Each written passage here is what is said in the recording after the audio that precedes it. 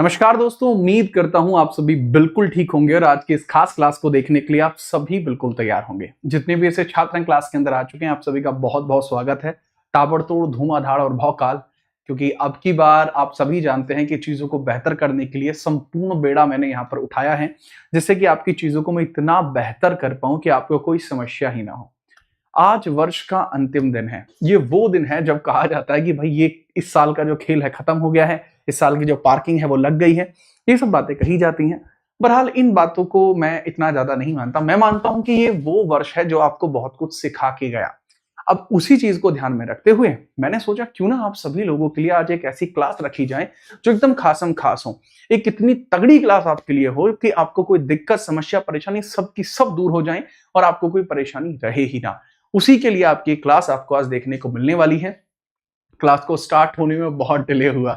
पहले ये क्लास दोपहर में होनी थी, फिर शाम में हुई, फिर और शाम में हुई, और अब देखिए रात हो चुकी है। और एक खास बात हो चुकी है कि ये क्लास बेहतरीन तरीके से मैं एक बढ़िया जगह से ले रहा हूं। मैं आपको सच बताऊं, ये अच्छी जगह है, ठीक है। कमाल की बात ये भी है। और चलिए क्लास को स्टार्ट करते हैं। जो बच्चे क्लास में आ चुके हैं, आप सभी का बहुत बहुत स्वागत। अभी आपकी कमेंट मुझे विजिबल है, बशर्ते बस 2 मिनट की प्रतीक्षा कीजिए। वो कमेंट आपके मोहल्ले वालों को भी विजिबल होंगी, क्योंकि उनको अभी आप भेजने वाले हैं, बताने वाले हैं कि भौकाल जारी है, इस बार सिलेक्शन की आपकी बारी है। मैं आपको बता दूं, यहाँ पर करंट अफेयर आपका इतना जरूरी टॉपिक है जिसका कोई जवाब नहीं।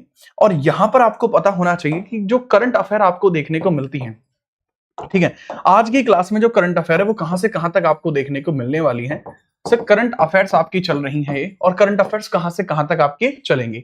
Sir these are current affairs जो चलेंगी आपकी जनवरी से लेकर, और कहां तक? जनवरी से लेकर दिसंबर 2025 तक की करंट अफेयर्स सारी आपकी आने वाली है, ठीक है। आप सभी को नववर्ष की हार्दिक शुभकामनाओं के साथ साथ हम स्टार्ट करते हैं यहाँ पर आपकी बाकी सभी चीजों की। अच्छा, मैं यहां पहले ही बता दूं कि अगर आप पहली बार चैनल पर आए हैं, ठीक है, तो आपको यह बात भी समझ लेनी होगी यहां पर कि आप लोगों के लिए बहुत ही तगड़े तरीके से, हाँ भाई आ जाइए, एक सेकंड रुकिएगा भाई, इसको पता नहीं क्या ही तकलीफ हो रही है। ये बेचारा नया नया है ना आज, ठीक है, आज ये नया बोर्ड लगा है, इस वजह से तकलीफ दे रहा है अपने आप को। मुझे तो खैर ये क्या ही तकलीफ देगा। हाँ, तो देखिए दरअसल ये जो जैसे चल रही है अभी वर्तमान में क्लास आपको यहाँ पे लाइव दिख रही है। इसी के साथ साथ अगर आप देखेंगे तो प्लेलिस्ट आपकी ऑलरेडी क्रिएटेड है जो करंट अफेयर्स को आगे बढ़ा रही थी। तो करंट अफेयर्स की कंप्लीट प्लेलिस्ट भी आपको देखने को मिल जाएगी, जिसके अंदर पूरी करंट अफेयर आपको देखने को मिल रही थी, जो ये रही। इसमें मंथ वाइज करंट अफेयर आपको दी गई है, और आज जो हम स्टार्ट करेंगे इसमें सारे के सारे क्वेश्चंस को कवर कर रहे होंगे। आप मुझे बता दीजिए कोई और दिक्कत, समस्या, परेशानी तो आपको नहीं है, जिससे कि मैं जान पाऊं। क्लास के अंदर जो छात्र वर्तमान में आ चुके हैं मैं देख पा रहा हूं, हर्ष चौहान है, रवि कुमार है, शैली है, ठीक है, GWA है, और मासूम है, विनीता देवी है, फिलोसॉफिकल है, GW20 है। सर एक बात बता दीजिए फ्रेंडली होकर, ठीक है, चलिए ठीक है। एक बच्चा कह रहा है सर आप थोड़ा फ्रेंडली होकर पढ़ाया करो। अबे फ्रेंडली होकर पढ़ाता हूं मैं, क्या बात कर रहे हो? ठीक है, चलो हल्का सा मुझे लगा था फोकस आउट गया है, पर कोई नहीं, आगे बढ़ते हैं।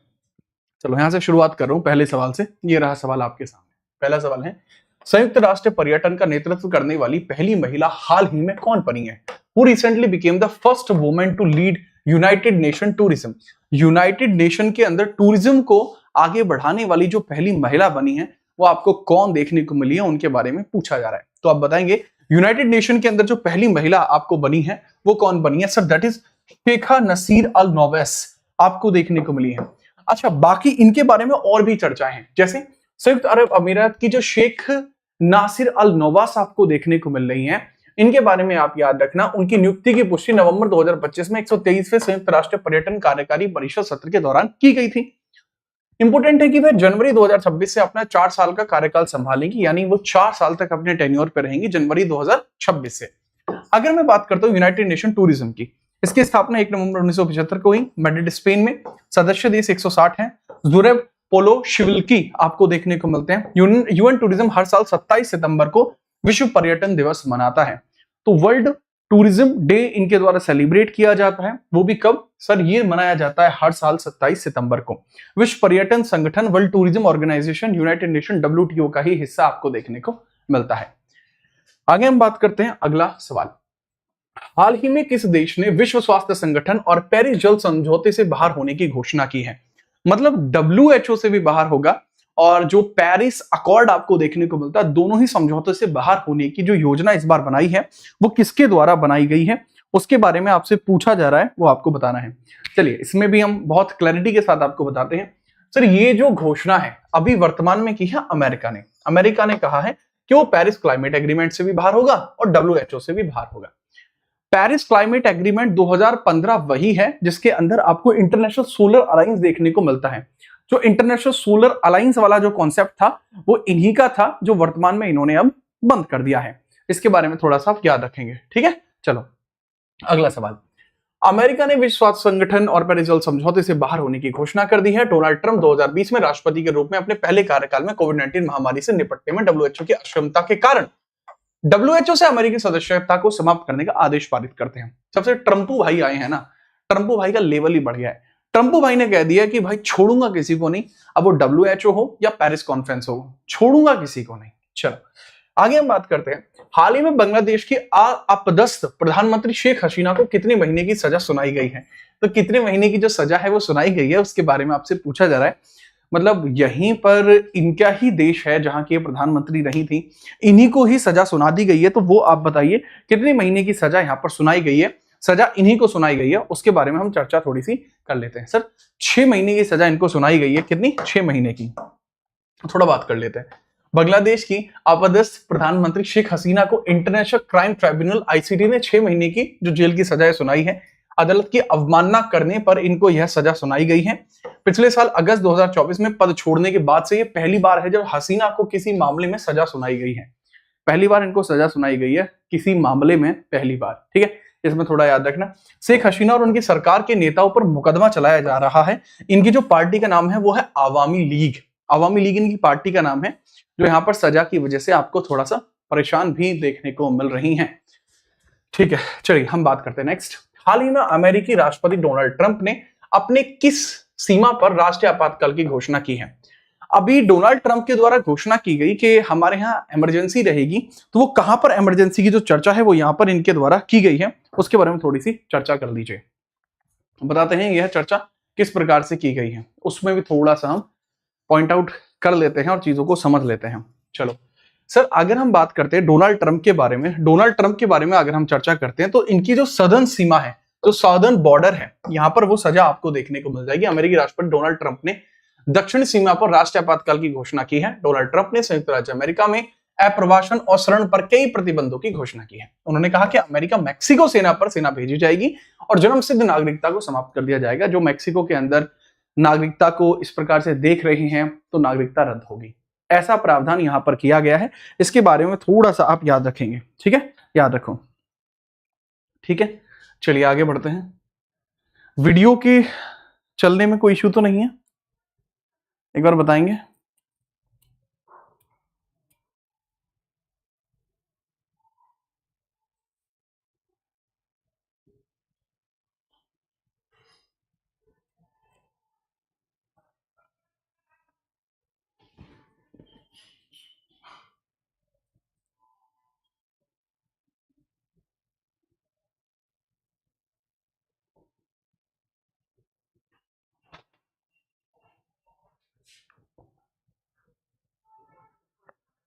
हल्का सा थोड़ा इश्यू देखने को मिल रहा है।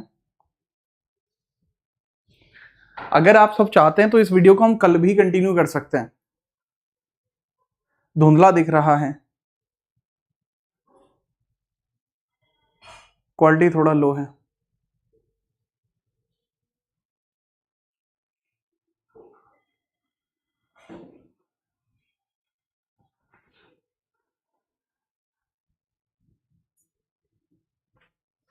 क्वालिटी अच्छी नहीं है। ठीक है, हम एक काम करते हैं कि हम इस वीडियो को हम कल कंटिन्यू कर देंगे, ठीक है। बोर्ड जो धुंधला दिख रहा है, मैं अब इसी वजह से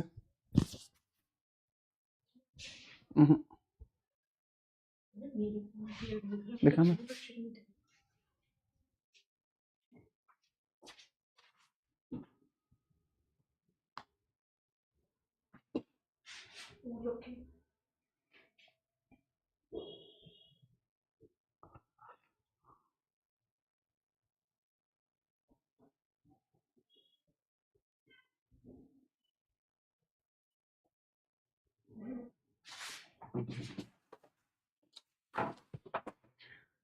ठीक है भाई, अगर ऑल ओके है तो चलो आगे बढ़ते हैं, चीजों को आगे बढ़ाते हैं, कोई समस्या नहीं है। चलो, तो हाल ही में अमेरिकी राष्ट्रपति डोनाल्ड ट्रंप ने किन देशों से आयात पर भारी शुल्क लगा दिया? रिसेंटली जो यूएस प्रेसिडेंट आपको देखने को मिलते हैं, इनके द्वारा अभी बहुत ज्यादा टैरिफ लगाया गया है। तो टैरिफ कहां लगाया गया उसमें थोड़ा सा पूछा जा रहा है, तो आप बताएंगे सर। रिसेंटली ये tariff Mexico, Canada, China, India पर भी इस प्रकार का टैरिफ इनके द्वारा लगाया गया है, तो उसके बारे में थोड़ा आप याद रखेंगे, उपरोक्त सभी पर। इवन इसके बारे में क्लासिफिकेशन यहां भी किया गया है कि अमेरिकी राष्ट्रपति डोनाल्ड ट्रंप ने 1 फरवरी 2025 को एक कार्यकारी आदेश पर हस्ताक्षर किया। इसके तहत मैक्सिको, कनाडा और चीन से आयात पर भारी शुल्क लागू किया गया। इस पर भारी शुल्क यहां पर लागू किया गया है। नेक्स्ट, हाल ही में किस देश ने अंग्रेजी को अपना आधिकारिक भाषा बनाने की घोषणा की है? रिसेंटली कौन सा ऐसा कंट्री है जिसने रिसेंटली अनाउंसमेंट किया कि यहां पर आपको देखने को मिलेगा कि जो इंग्लिश भाषा है उसको यहां पर घोषित कर दिया जाएगा उनकी नेशनल लैंग्वेज के तौर पर? करेक्ट आंसर आपको यहां देखने को मिल जाएगा अमेरिका। सर, क्या पहले यहां पर इंग्लिश जो थी, क्या वो इनकी नेशनल लैंग्वेज नहीं थी? अभी तक इंग्लिश इनकी नेशनल लैंग्वेज नहीं थी, बट ऐसे ही अभी घोषणा हुई है कि इंग्लिश इनकी नेशनल लैंग्वेज रहेगी। अमेरिका ने रूस यूक्रेन युद्ध रोकने के लिए 30 दिवसीय सीज फायर घोषित किया था और इसी दौरान इनके द्वारा यह घोषणा भी की गई थी। ठीक है, याद रखना। अमेरिका ने किस देश को छोड़कर बाकी देशों पर लगाए गए उच्च टैरिफ पर 90 दिनों की रोक लगाई है?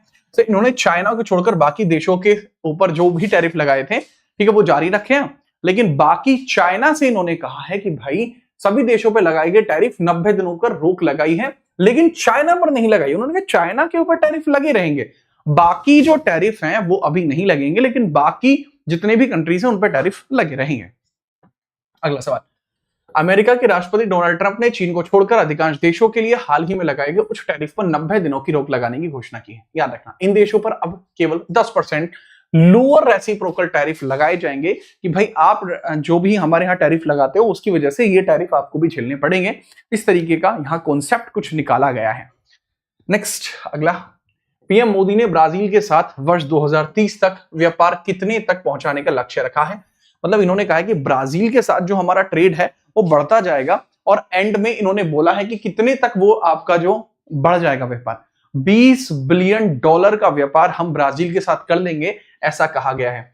$20 बिलियन की बात की गई है कि ब्राजील के साथ इतना व्यापार हम आसानी से कर लेंगे, इसके बारे में चर्चा की जा रही है। ये भी थोड़ा सा आप याद रखना। नेक्स्ट हम बात करते हैं, प्रधानमंत्री मोदी ने ब्राजील के साथ 2030 तक $20 अरब का व्यापार लक्ष्य निर्धारित किया है।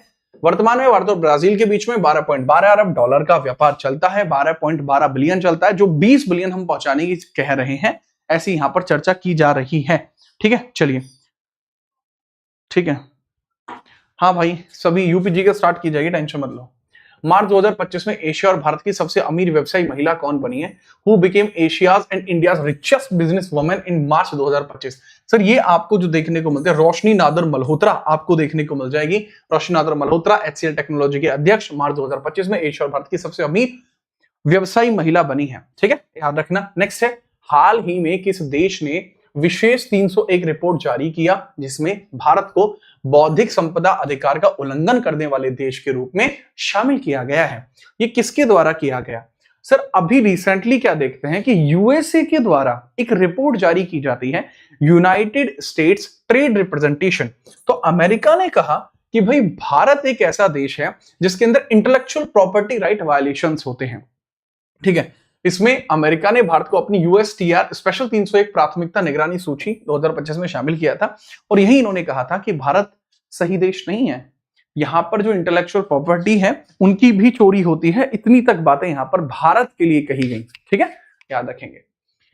अगला सवाल, अच्छा एक और बात, इसकी जो PDF है वो आपको हमारे ही टेलीग्राम चैनल पर देखने को मिल जाएगी और वो सारा जितना भी, जैसे मैं यहाँ पे बाकी चीजों का डिस्कशन नहीं कर रहा हूं क्योंकि एक रिवीजन क्लास है, राइट, क्योंकि अगर जो हमारा पूरे की अगर मैं बात करता हूं तो वो आपको इन प्लेलिस्ट में देखने को मिलेगा, राइट। यहाँ 13 लेसन आप देख रहे हैं, मंथ वाइज करंट अफेयर यहाँ दी गई है।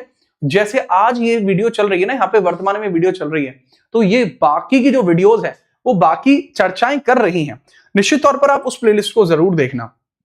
आज की वीडियो एक रिवीजन वीडियो के तौर पर काम करेगी। ठीक है, आगे हम बात करते हैं। लीजिए, अगला सवाल ये रहा, हाल ही में राष्ट्रपति द्रौपदी मुर्मू किस देश की यात्रा करने वाली पहली भारतीय राष्ट्राध्यक्ष बनी है? इन्होंने अभी रिसेंटली एक यात्रा करी, इन्होंने एक अफ्रीकन कंट्री की यात्रा करी है। तो पूछा यह जाएगा कि अभी इन्होंने कहां की यात्रा करी है? देखो बढ़िया तरीका ये है, आप मान के चलो, जैसे अगर आप पश्चिमी उत्तर प्रदेश से बिलोंग करते हैं, अंगोला समझते हो, अंगोला जो ईख का बना होता है अंगोला, तो अंगोला आप अपने कंधे पे रखिए तो वैसा ही अंगोला होता है। तो यहाँ अंगोला देश आपको देखने को मिल जाएगी, जहां पर हमारी राष्ट्रपति द्रौपदी मुर्मू जी के द्वारा यात्रा की गई है, वो भी रिसेंटली यात्रा इन्होंने की है।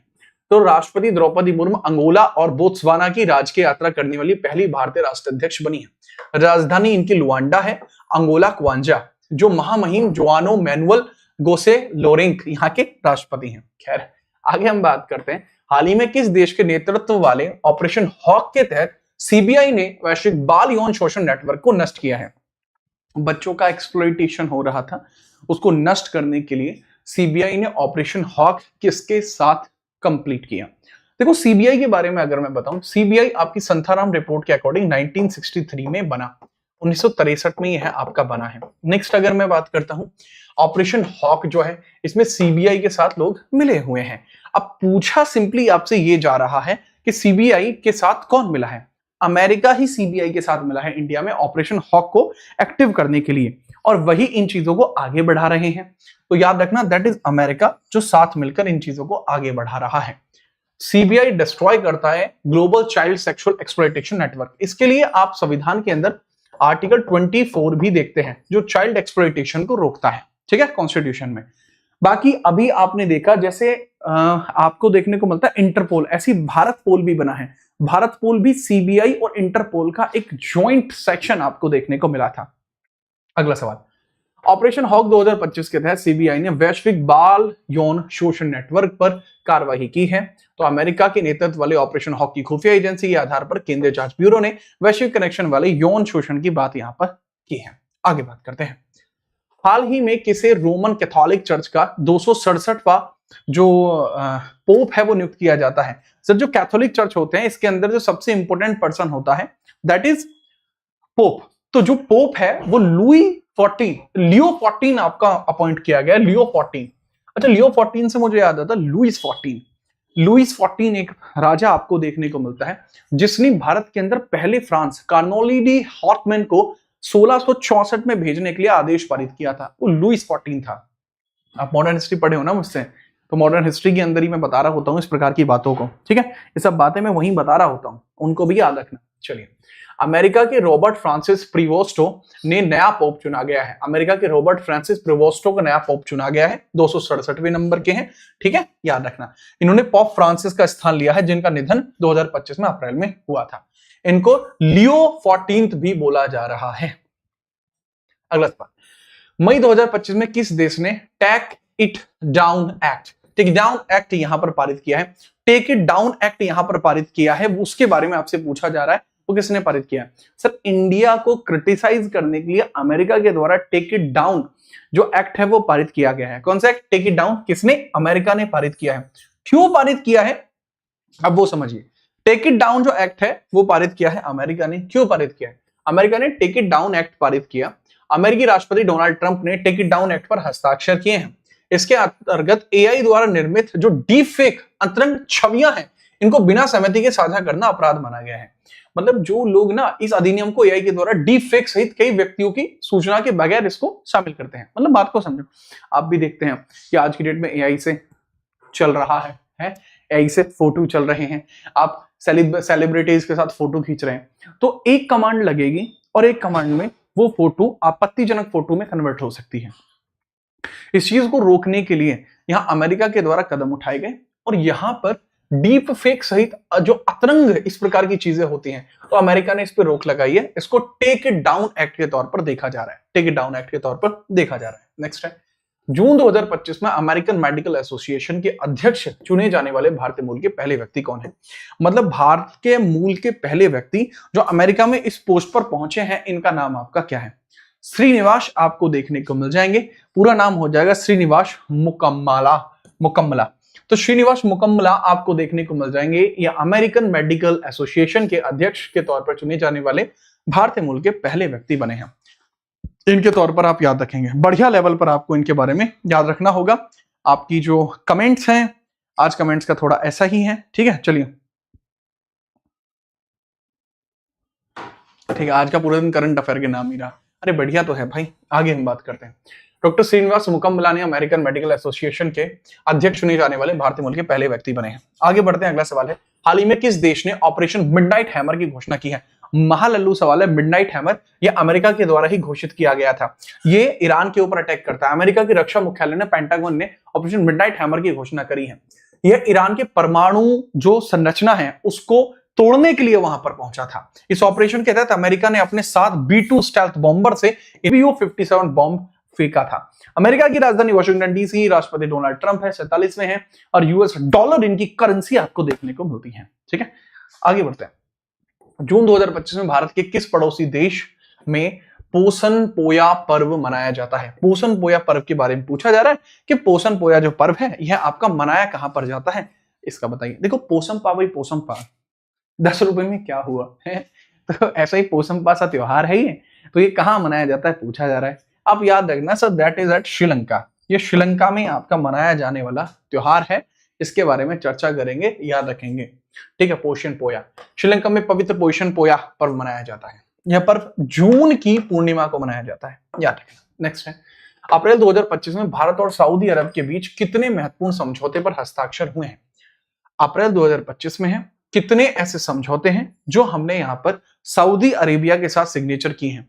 अभी रिसेंटली पीएम मोदी की जो विजिट है वो सऊदी अरेबिया में हुई, तो इन्होंने वहां पर 4 इस प्रकार के मामलों पर अपनी मंजूरी दी है। याद रखना, ऊर्जा, रक्षा, व्यापार, निवेश और प्रौद्योगिकी और कल्चर। तो ये 4 MOU हैं जो इंडिया और सऊदी अरेबिया के बीच में साइन होते हुए आपको यहां पर दिख रहे हैं। तो इनके बारे में भी ताबड़तोड़ तरीके से आप याद रखेंगे, भूलेंगे नहीं। ठीक है, भूलेंगे नहीं आप। ठीक है, चलिए बहुत बढ़िया, आगे हम बात करते हैं बिना किसी परेशानी के।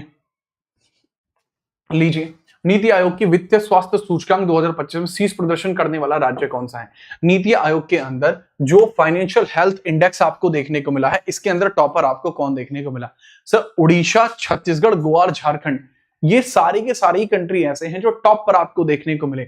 उड़ीसा है, छत्तीसगढ़ है, गोवा और झारखंड है, ये चारों ही आपको देखने को मिलेंगे जो फाइनेंशियल हेल्थ इंडेक्स के अंदर टॉप पर हैं। ठीक है, अगला सवाल, नीति आयोग की मैंने बता दिया है। पंजाब, आंध्र प्रदेश, पश्चिम बंगाल और केरल सबसे खराब प्रदर्शन करने वाले राज्य हैं। केरल काफी अच्छा हुआ करता था, लेकिन आजकल केरल के अंदर धार्मिक मामले बहुत उमड़ के आ रहे हैं। बहरहाल आगे बढ़िए, हाल ही में किस देश ने वैश्विक स्टीम प्रतिभाओं को आकर्षित करने के लिए के वीजा की शुरुआत की है? तो के वीजा के बारे में पूछा जा रहा है कि के वीजा कहां पर शुरू किए गए हैं, वो थोड़ा सा आपको बताना है कि के वीजा आपके कहां पर शुरू किए जा रहे हैं। सर, स्टैम योजना के लिए जो के वीजा आपके शुरू किए जा रहे हैं वो शुरू किए जा रहे हैं चाइना में। कहां शुरू किए जा रहे हैं सर जी? चाइना में शुरू किए जा रहे हैं के वीजा, तो इसके बारे में थोड़ा याद रखेंगे। चीन ने जो स्टैम प्रतिभाओं को आकर्षित करने के लिए के वीजा शुरू किया है, शुरुआत इसकी 1 अक्टूबर 2025 से हुई है। स्टैम स्नातकों के माध्यम से यह किया जाएगा। जो ग्रेजुएट और प्रोफेशनल हैं, ग्रेजुएट हायर डिग्रीज के हैं, रिकॉग्नाइज इंस्टीट्यूशन से हैं, तो उनके लिए कार्य किया जा रहा है। अगला सवाल, अमेरिका कानून के नए मसौदे में धन प्रेषण कर को घटाकर कितने प्रतिशत कर दिया गया है?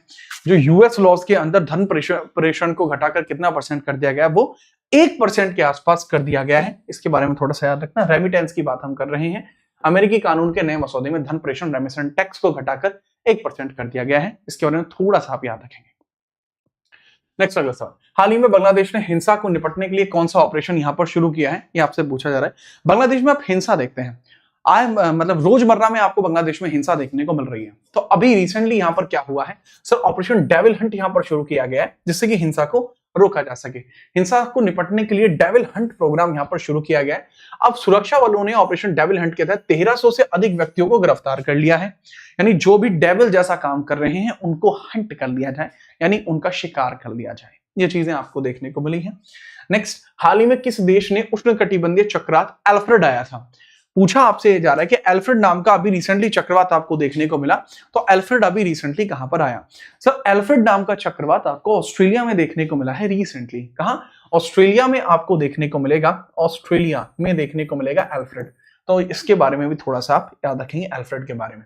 उष्णकटिबंधीय चक्रवात एल्फ्रेड पूर्वी ऑस्ट्रेलिया को प्रभावित कर रहा है और उष्णकटिबंधीय चक्रवात एल्फ्रेड क्षेत्र में तीव्र वर्षा और असामान्य रूप से बड़ी लहरें ला रहा है। 1974 के बाद पूर्वी ऑस्ट्रेलिया में आने वाला पहला चक्रवात है। यानी 1974 से पहले कॉमन था, अब वर्तमान में यह कॉमन नहीं रहा।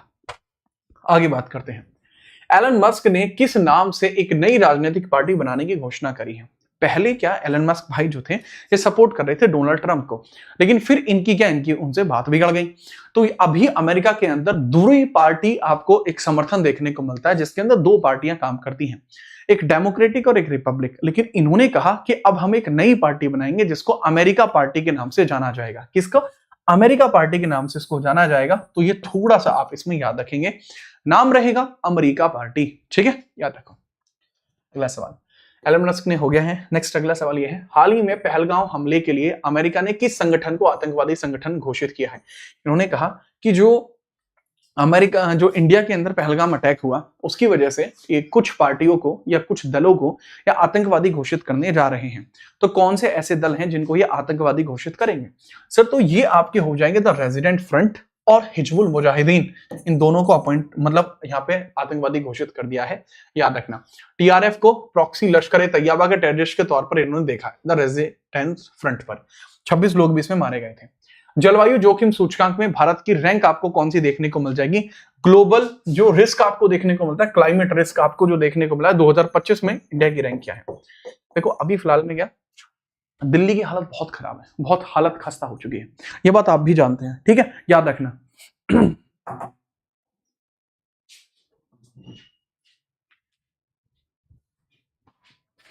तो आप मुझे दरअसल ये बताइए कि न्यू ईयर को लेकर आपके प्लान क्या है, क्योंकि न्यू ईयर के प्लान मायने रखते हैं लाल। क्योंकि अगर आप नहीं बताएंगे तो कैसे ही बता पाएंगे हैं इंडिया की रैंक क्या है, ये भी बताना। चलो इंडिया की रैंक के बारे में अगर मैं बताऊं तो इंडिया की रैंक आपको देखने को मिल रही है 6वीं, 6th रैंक इंडिया की है, जो आपको यहाँ पता होनी चाहिए। और अगर हम बात कर रहे हैं बाकियों के बारे में कि भाई जर्मन वॉच के द्वारा जो जलवायु सूचकांक आती है, भारत 6वें नंबर पे है, डोमिनिका पहले नंबर पे है, चीन दूसरे पे है और होंडुरास तीसरे नंबर पर है। अच्छा यहां पर इस बात को समझना कि जो मामला यहाँ जितना बढ़ेगा उतनी ही यहाँ पर परेशानियां क्रिएट करेगा। तो आप ये मानना कि जो डोमिनिका है यहाँ सबसे बुरी हालत है, फिर चाइना में बुरी हालत है, फिर इंडिया में बुरी हालत है। तो इस तरीके से हाल ही में किस देश ने इंडियन आर्मी के लिए अपाचे अटैक हेलीकॉप्टर मंगाया था? अपाचे अटैक हेलीकॉप्टर लाया गया है, तो वो किस देश के लिए यहाँ पर लाया गया है, ये आपसे पूछा जा रहा है। सर अपाचे जो हेलीकॉप्टर है वो वहीं से है जहां से सुखोई लाया गया था। सुखोई कहां से लाया गया था? अमेरिका से। सुखोई SU-30 था, ठीक है, और साथ में अपाचे भी था।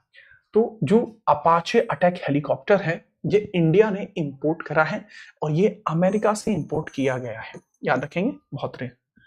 नेक्स्ट है, अमेरिका से इंडियन आर्मी के लिए अपाचे अटैक हेलीकॉप्टर मंगाया गया था, ठीक है, जो गति है 365 किलोमीटर प्रति घंटा, जो एक हेलीकॉप्टर के लिए बहुत अधिक गति है। इसमें भी थोड़ा सा याद रखेंगे। चलो हाल ही में किस देश ने तीसरी बार यूनेस्को से बाहर निकलने की घोषणा करी है? मतलब बार बार घोषणा कर देता है कि बाहर निकल जाएंगे, यूनेस्को से भी बाहर निकल जाएंगे, ये कर देंगे वो कर देंगे। So this is again America. Sir America इतना ज्यादा चर्चाओं में क्यों है? देखो यार अमेरिका हमेशा से ही चर्चाओं में रहता है, ऐसा पहली बार नहीं है जब अमेरिका चर्चाओं में है। अमेरिका शुरुआत से ही चर्चाओं में रहता है। एक सेकेंड भाई जी,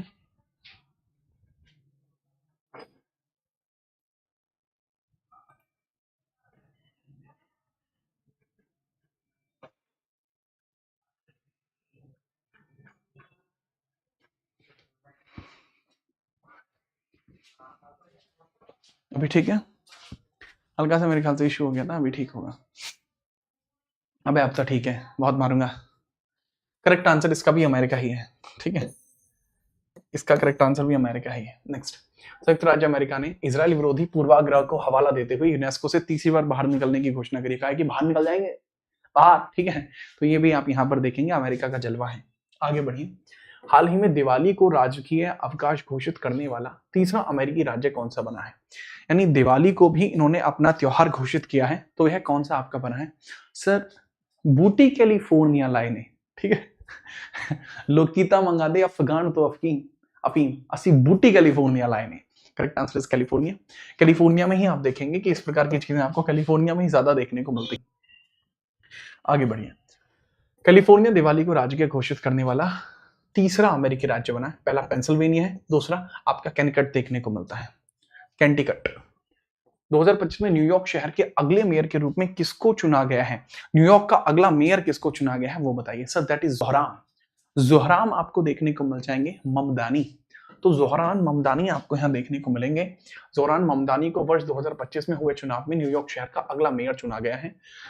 उन्होंने पूर्व गवर्नर एंड्रयू कुओमो को यहाँ पे रिपब्लिक उम्मीदवार को हराया है। आगे अमेरिका की बिजनेस इंटेलिजेंस कंपनी जो मॉर्निंग कंसल्ट के अनुसार दुनिया का सबसे लोकप्रिय नेता कौन सा है? सबसे लोकप्रिय नेता जिसकी पॉपुलेशन वर्तमान में किसकी है? सर इंडिया के आगे क्या कोई बोल सकता है क्या? नहीं बोल सकता। करेक्ट आंसर इंडिया ही होगा। नरेंद्र मोदी जी सबसे ज्यादा फेमस, 70% भारतीय लोग इनसे प्रभावित हैं ऐसा माना जाता है। पीएम मोदी 75% अप्रूवल रेटिंग के साथ पहले स्थान पर है। दूसरे पे लीजी म्यूइंग है जो दक्षिण कोरिया से हैं। तीसरे पे जेवियर माइली हैं अर्जेंटीना से हैं। और 8वें पे है ट्रम्पू। नेक्स्ट, किस देश ने कोर्ट में जन्मजात नागरिकता को समाप्त करने के आदेश को असंवैधानिक बताया? ठीक है, देखो इन्होंने कहा कि जन्मजात नागरिकता को अगर खत्म करने की कोशिश की जाएगी वो असंवैधानिक है। अच्छा, इंडिया में भी जन्मजात नागरिकता का जो प्रावधान है वो रहता है। इंडिया में भी जो नागरिकता है वो जन्मजात बेसिस पर ही मिलती है, तो मिली है। तो अमेरिका ने ही इस चीज के ऊपर अपनी घोषणा की है। ये घोषणा किसने की? अमेरिका ने ही घोषणा की है। इसमें भी आप याद रखेंगे, ठीक है, याद रखो। इसके बारे में भी पूरी आपको जानकारी रहनी चाहिए। फटाफट नोट करिए, कोई परेशानी तो नहीं? शाबाश। आगे बढ़ते हैं। नेक्स्ट अगला सवाल ये रहा, जन्मजात नागरिकता को समाप्त करने के आदेश से अमेरिका ने कोर्ट को असंवैधानिक बताया। ट्रंप प्रशासन ने उन माता पिता बच्चों को जन्मसिद्ध नागरिकता प्राप्त करने से रोक दिया था जो अवैध रूप से अमेरिका में रह रहे थे। ठीक है, उन्होंने कहा कि भाई ये गलत है। ठीक है, ये गलत है। अगला सवाल, अमेरिका के द्वारा किस तारीख से भारत पर 25% यूएस टैरिफ लागू हुआ था? उसके बारे में थोड़ा सा बताइए। यूएस टैरिफ आपका कब से लागू हुआ था उसके बारे में आप थोड़ा सा बताइए।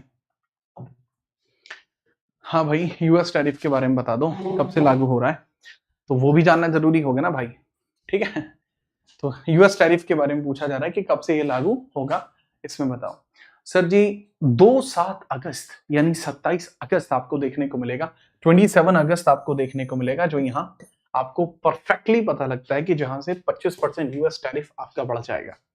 अगला सवाल, अमेरिका के द्वारा 27 अगस्त 2025 से भारत पर अतिरिक्त 25% टैरिफ लागू कर दिया गया है, इसके बारे में चर्चा की जा रही है। नेक्स्ट है, हाल ही में अमेरिका ने नए H-1B वीजा जारी करने के लिए फीस बढ़ाकर कितनी रख दी है?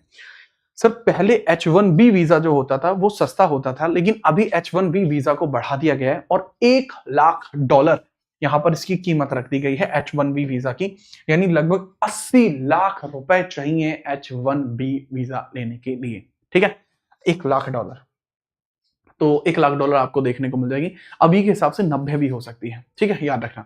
इस फैसले का उद्देश्य H-1B कार्यक्रम के दुरुपयोग को रोकना है, इसके बारे में थोड़ा सा याद रखना। और इसमें ठीक ठाक रुपए इसमें लगाए गए हैं। अमेरिका प्रत्येक वर्ष लगभग 65,000 H-1B वीजा जारी करता है, जिसमें लगभग 71% भारतीयों को वीजा मिलता है। उसी को रोकने के लिए ये चीज यहाँ पर शुरू की जा रही है।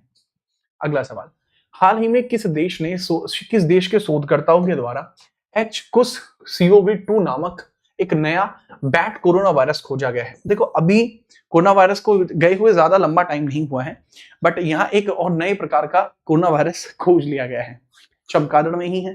तो ऑब्वियस सी बात है कि यहाँ पर ये मिलेगा भी कहाँ? चाइना में ही मिलेगा, ज्यादा दूर नहीं जाएगा। तो HCoV-2 आपको देखने को मिलता है, चाइना में ही देखने को मिलता है। अगला सवाल, ये चाइना में है चमगादड़ वायरस, आपको देखने को मिलता है, सेम ही फैमिली का है, सार्स फैमिली होती है। ठीक है, चलो पूछा है, हाल ही में कौन सा देश नासा के साथ आर्टेमिस समझौते पर हस्ताक्षर करने वाला 54वां देश बन गया है? 54वां देश आपका कौन सा बनता है जिसने आर्टेमिस के ऊपर हस्ताक्षर करें? आर्टेमिस समझौता नासा के द्वारा शुरू किया जा रहा है और रिसेंटली भी बांग्लादेश ने कहा है कि हम भी इसमें शामिल होने के लिए तैयार हैं। तो यह बांग्लादेश के द्वारा किया गया एक प्रावधान है। किसके द्वारा? बांग्लादेश के द्वारा। तो बांग्लादेश भी इसमें शामिल होने वाला देश बन चुका है, इसके बारे में भी याद रखेंगे। अगला सवाल, बांग्लादेश अमेरिकी अंतरिक्ष एजेंसी नासा के साथ आर्टेमिस समझौते पर हस्ताक्षर करने वाला 54वां देश बन चुका है। ठीक है, नासा की स्थापना 1998 में होती है, मुख्यालय इसके वॉशिंगटन डीसी में है और वर्तमान में अध्यक्ष इसके बिल नेल्सन देखने को आपको मिलते हैं। ठीक है, ये बढ़िया है यार, ये अच्छी स्लाइड्स यूज की गई हैं। कैसी बात कर रहे हो आप? हाल ही में डोनाल्ड ट्रंप ने विदेशी फिल्मों पर कितने प्रतिशत टैरिफ लगा दिया है? देखो टैरिफ के मामले में ट्रंप भाई का कोई तोड़ नहीं है। ठीक है, इतना आप मान लेना कि ट्रंप हो सकता है कि अब तो खैर इनकी उम्र हो चुकी है, बच्चे पैदा मुश्किल ही कर पाएंगे, ठीक है। बहरहाल अगर कर पा रहे होते अपने बच्चों का नाम हो सकता है टैरिफ रख देते, कि इसका नाम क्या रखूं, इसका टैरिफ रख देते हैं, टैरिफ ट्रंप, टीटी नाम से फेमस हो जाएगा। तो ये तक भी सोच सकते थे, भले इन्होंने सोचा कि मूवी पर भी टैरिफ लगा दिया जाए, कि मूवियों को भी नहीं छोड़ेंगे और इतना टैरिफ यहां पर लगा देंगे। और इन्होंने कहा कि अगर टिकट मूवियों का 100 रुपए का है, मूवी देख के वैसे भी लोग बिगड़ रहे हैं, ऐसा इनका मानना है कि मूवीज में तुम सीन देख के आते हो फिर सीन बनाते हो, गलत बात है, नहीं होगा ये। तो 100% का टैरिफ इन्होंने लगा दिया है कि टिकट 100% के टैरिफ के साथ जाएगा, है ना। सेम अगर डोनाल्ड ट्रंप ने अमेरिका के बाहर बनी सभी फिल्मों पर 100% टैरिफ लगा दिया, पर ज्यादातर फिल्म बनी वहां पे रही है यार, ये भी तो सोचो तुम, ठीक है। खैर छोड़ो, इससे पहले इन्होंने भारतीय सामानों पर 50% टैरिफ, ब्रांडेड फार्मास्यूटिकल प्रोडक्ट पर 100% टैरिफ की घोषणा करी थी। चलिए, तो यहां भी 100% टैरिफ है। अमेरिका ने हाल ही में चीन पर 100% टैरिफ बढ़ाकर कुल कितने % टैरिफ पर कर दिया है? चाइना ने कहा जी हम पे तो 100% टैरिफ है, हम ना मानेंगे। तो ट्रंपू ने कहा कि छोड़ेंगे तुझे भी नहीं, अब टैरिफ तेरे पे 130% का लगेगा। तो इन पे 130% का टैरिफ लगा दिया गया है, ठीक है। तो इसके बारे में थोड़ा सा याद रखना, स्वाद आपको पूरे लेने हैं, इसके बारे में याद ही रखना। अगला है, अमेरिका ने अक्टूबर 2025 में चीन पर 100% टैरिफ बढ़ाकर कुल 130% टैरिफ कर दिया है, जो 1 नवंबर 2025 से लागू है। हाल ही में कहां पर विश्व का पहला मानव मूत्रालय प्रत्यारोपण किया गया है? फर्स्ट ह्यूमन ब्लेडर ट्रांसप्लांटेशन किया गया है। देखो, सब कुछ बदल रहा था, लोगों ने अपने हार्ट ट्रांसप्लांट हो गया, ब्रेन ट्रांसप्लांट हो गया, किडनी ट्रांसप्लांट हो गई, गाल ब्लेडर का भी ट्रांसप्लांट करा दिया गया है कि भाई बहुत सारे लोग होते हैं कि गाल ब्लेडर ट्रांसप्लांट यहाँ किया जा रहा है। ज्यादातर ऐसे काम अमेरिका में ही होते हैं कि कुछ भी नहीं है तो चलो आज क्या बचा है, चलो ये गाल ब्लेडर को ही कर देते हैं, ठीक है। चलिए सर जी आपने, ठीक है ठीक है, ये तो मुझे पता नहीं लगा किसकी यूएस भागने की बात कर रहे हैं। अमेरिका होगा इसका सही जवाब, अमेरिका इसका सही जवाब होगा। खैर, अमेरिका में विश्व का पहला मानव मूत्रालय प्रत्यारोपण किया गया है, थोड़ा सा इसमें याद रखेंगे। अगला सवाल, हाल ही में अमेरिका ने किस देश को उसके आर्थिक संकट में उबरने के लिए 20 अरब डॉलर की सहायता करी है? उन्होंने कहा कि हम आपको 20 अरब डॉलर देंगे जिससे कि आप अपने जीवन में थोड़ा अच्छा कर पाए। अब 20 अरब डॉलर कोई मांग रहा है तो ऐसा तो है नहीं कि बहुत नॉर्मल काम रहा होगा, नहीं जी, बहुत अर्जेंट ही काम, तभी तो वो मांग रहा है। तो अर्जेंट से याद रखना, दिस इज अर्जेंट, यानी अर्जेंटीना करेक्ट आंसर होगा, अर्जेंटीना। अर्जेंटीना को ये रुपए दिए गए हैं, 20 बिलियन डॉलर, ठीक है। ब्यूनस आयर्स इसकी कैपिटल है। हाल ही में संयुक्त राज्य अमेरिका ने नॉर्को आतंकवादियों को निशाना बनाने के लिए कौन सा ऑपरेशन शुरू किया है? अभी रिसेंटली कोई ऑपरेशन है जो अमेरिका के द्वारा शुरू किया गया है, जिससे नार्को जो आतंकवादी हैं उनको यहां दबोचा जाएगा। दक्षिणी सीमा पर शुरू किया गया, सदर्न स्पीयर इसका नाम है, यानी दक्षिणी भाला। दक्षिणी भाला, स्पीयर माने भाला होता है, तो इन्होंने दक्षिणी भाला यहां पर फेंक के मारा है, इसके बारे में थोड़ा सा याद रखेंगे। अगला सवाल ये रहा, संयुक्त राज्य अमेरिका ने ऑपरेशन सदर्न स्पीयर यहां पर शुरू किया है, इसके बारे में थोड़ा सा आप याद रखेंगे, भूलेंगे नहीं मतलब। अब बांग्लादेश ने अंतर्राष्ट्रीय अपराध न्यायाधिकरण ने 2024 में छात्र विरोध प्रदर्शन से जुड़े मानवता के विरुद्ध अपराधों के लिए किस पूर्व प्रधानमंत्री को मृत्युदंड की सजा सुनाई? इन्होंने कहा कि छात्रों से जुड़े हुए मामले को भड़काने का काम जिस आदमी ने किया है उसको मृत्युदंड दे देंगे। शेख हसीना, हालांकि वो बच गई हैं, इंटरनेशनल कोर्ट ऑफ जस्टिस के द्वारा 6 महीने की सजा दी गई है, लेकिन यहां पर शेख हसीना को तो मृत्युदंड ही सुनाया गया था कि अब हम तुम्हें मृत्युदंड देंगे, छोड़ेंगे नहीं तुम्हें, ठीक है। आगे बढ़िए, तो मैंने बता दिया, प्रदर्शन में मानवता के विरुद्ध पीएम शेख हसीना को मृत्युदंड की सजा सुनाई गई थी। अभियोजक ने उन्हें इन अपराधों के लिए मुख्य दोषी बताया, जिसमें लगभग 1400 लोगों की हत्याएं हुई थी। आगे बढ़िए, हाल ही में किस देश के वैज्ञानिकों ने आईवीएफ का उपयोग करके पहला कंगारू भ्रूण बनाया है? अब तुम ये देखिए कि टेक्नोलॉजी कहां से कहां पहुंच चुकी है।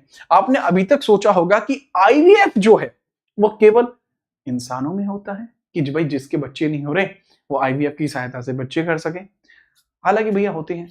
खैर चलिए, इन बातों को छोड़िए, आप कहां बातें करने लगते हैं। आप ये बताइए, कंगारू का भ्रूण बनाया है सर, ये ऑस्ट्रेलिया में बनाया गया। ऑस्ट्रेलिया का जो नेशनल एनिमल आप देखते हैं वो कंगारू है। तो अब कंगारू और हो सकता है कि हो गए कोई कंगारन हो, कंगारन जाके पहुंची हो, ठीक है, डॉक्टर साहब की जी ऐसे ऐसे बच्चा नहीं हो रहा है, तो कंगारू भी गया, हाँ जी बालक नहीं हो पा रहे हैं, तो बस आईवीएफ बना दिया गया। ऑस्ट्रेलिया, इसमें आप याद रखेंगे, ऑस्ट्रेलिया में फेमस भी है कंगारू, ऑस्ट्रेलिया को कंगारू भूमि भी कहते हैं, है ना, याद रखेंगे थोड़ा सा। और यह विलुप्ति के खतरे से बचाने में सहायक हो सकती है, ठीक है। हाल ही में किस देश के वैज्ञानिकों ने ग्वैडोलोप की महिला में एक नए रक्त समूह की खोज की है? एक नए रक्त समूह की खोज की है, उसके बारे में आपसे थोड़ा पूछा जा रहा है। अब ये समझना, देखो कई बार आपने सुना होगा कि मेरी वाली तो अलग है, सुना होगा, बहुत बढ़िया। ये चीज फ्रांस में बहुत आसानी से की जा सकती है, क्योंकि फ्रांस की जो महिला है सच में अलग है। ठीक है, तो क्यों अलग है? इनके अंदर एक अलग ब्लड ग्रुप पाया गया है, ये फ्रांस के अंदर है। कहां? फ्रांस के अंदर ये आपको देखने को मिलते हैं। फ्रांसीसी वैज्ञानिकों ने ग्वाडेलोप की महिला में एक नए रक्त समूह की खोज की है। फ्रांस की राष्ट्रीय रक्त एजेंसी एटाब्लॉटिस्टिक फैंक्वास डू शान day French head blood, EPF की यहां पर खोज की गई है। इसके बारे में थोड़ा सा आप याद रख लेंगे और भूलेंगे भी नहीं, है ना। आगे बढ़िए। हाल ही में किस देश में बढ़ रहे ह्यूमन मेटान्यूमो वायरस का प्रकोप कोविड-19 महामारी की याद दिलाता है? सर, जो आपको इस प्रकार का वायरस देखने को मिलता है, ये याद किसकी दिलाता है? कोविड-19 की। कोविड-19 कहां पे था? चाइना में था। याद भी उसी की दिलाता है, चाइना की ही कोविड-19 की बात की याद दिलाता है। ठीक है, मेटान्यूमोनिया वायरस चीन में। आगे बढ़िए। हाल ही में मिली सूचना के आधार पर किस देश में वैश्विक स्तर पर स्तन कैंसर दर सबसे अधिक बढ़ रहा है? इसके बारे में पूछा जा रहा है कि सबसे ज्यादा जो आपका स्तन कैंसर है वो कहां पर बढ़ रहा है, इसके बारे में थोड़ा सा बताइए। स्तन कैंसर, ब्रेस्ट का कैंसर की यहां पर चर्चा की जा रही है। ब्रेस्ट मेल्स में नहीं होती, मेल्स में प्रोस्टेट कैंसर के खतरे बढ़ जाते हैं कई बार, लेकिन ऑस्ट्रेलिया न्यूजीलैंड के अंदर ये दोनों बढ़ रहा है। सर ये किस वजह से बढ़ रहा है? क्या आपको इसके बारे में पूरी जानकारी? देखो मुझे मतलब स्पष्ट जानकारी जो रिटर्न है वो तो खैर मुझे पता है। रिटर्न जानकारी मैं आपको बता दूं, जो सनस्क्रीन होती है वो सनस्क्रीन लगा लेते लगे जी गोरे हो जाएंगे, धूप में जाएंगे, सूरज नहीं कर पाएगा कुछ भी, सूरज की बैंड बजा देंगे, सनस्क्रीन लगा देंगे, उस सनस्क्रीन की वजह से ब्रेस्ट कैंसर का खतरा बढ़ रहा है। और क्योंकि यहाँ पे बहुत ज्यादा वो यूज होता है, इस वजह से यहाँ पे थोड़ा सा मैटर होता है। रिपोर्ट के अनुसार वैश्विक स्तर पर 20 में से एक महिला को जीवन काल में स्तन कैंसर होना है, जबकि 70 में से एक महिला को इस बीमारी से मृत्यु भी हो सकती है। तो ऐसा नहीं है कि ये खतरनाक नहीं है, खतरनाक है। ठीक है, याद रखना, खतरनाक है। आगे, हाल ही में एंथनी अल्बनीज को किस देश का प्रधानमंत्री घोषित किया गया है? एंथनी अल्बनीज के बारे में बात की जा रही है, जो न्यूजीलैंड के प्रधानमंत्री के तौर पर अपॉइंट हुए हैं। ठीक है, सॉरी, ये ऑस्ट्रेलिया के प्रधानमंत्री बने हैं, नॉट न्यूजीलैंड। भावनाओं में बह जा रहे हो, ऑस्ट्रेलिया करेक्ट जवाब होगा। अगला सवाल, एंथनी अल्बनीज लगातार दूसरी बार ऑस्ट्रेलिया के प्रधानमंत्री पद के लिए चुने गए हैं, थोड़ा याद रखना। राजधानी कैनबरा है, मुद्रा ऑस्ट्रेलियन डॉलर है।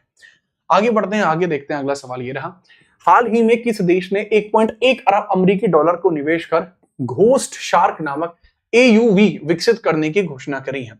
रिसेंटली कहा है कि हम एक घोस्ट शार्क एयूवी यहां पर बनाने वाले हैं। ये किसके द्वारा घोषणा की गई है उसके बारे में आप थोड़ा सा बताएंगे, घोषणा किसने करी है? सर यह इस प्रकार की एयूवी विकसित करने की घोषणा ऑस्ट्रेलिया ने करी है, इसके बारे में थोड़ी सी चर्चा करेंगे। ऑस्ट्रेलिया ने इसकी घोषणा करी है, ठीक है, याद रखेंगे। तो किसके द्वारा? घोस्ट शार्क नामक एयूवी विकसित करने की घोषणा ऑस्ट्रेलिया ने की है। 5 वर्षों में घोस्ट शार्क नामक ऑटोनोमस अंडरसी व्हीकल बना देगा। अच्छा सर, ये है क्या घोस्ट शार्क? सर ये एक सबमरीन है, दिस इज सबमरीन।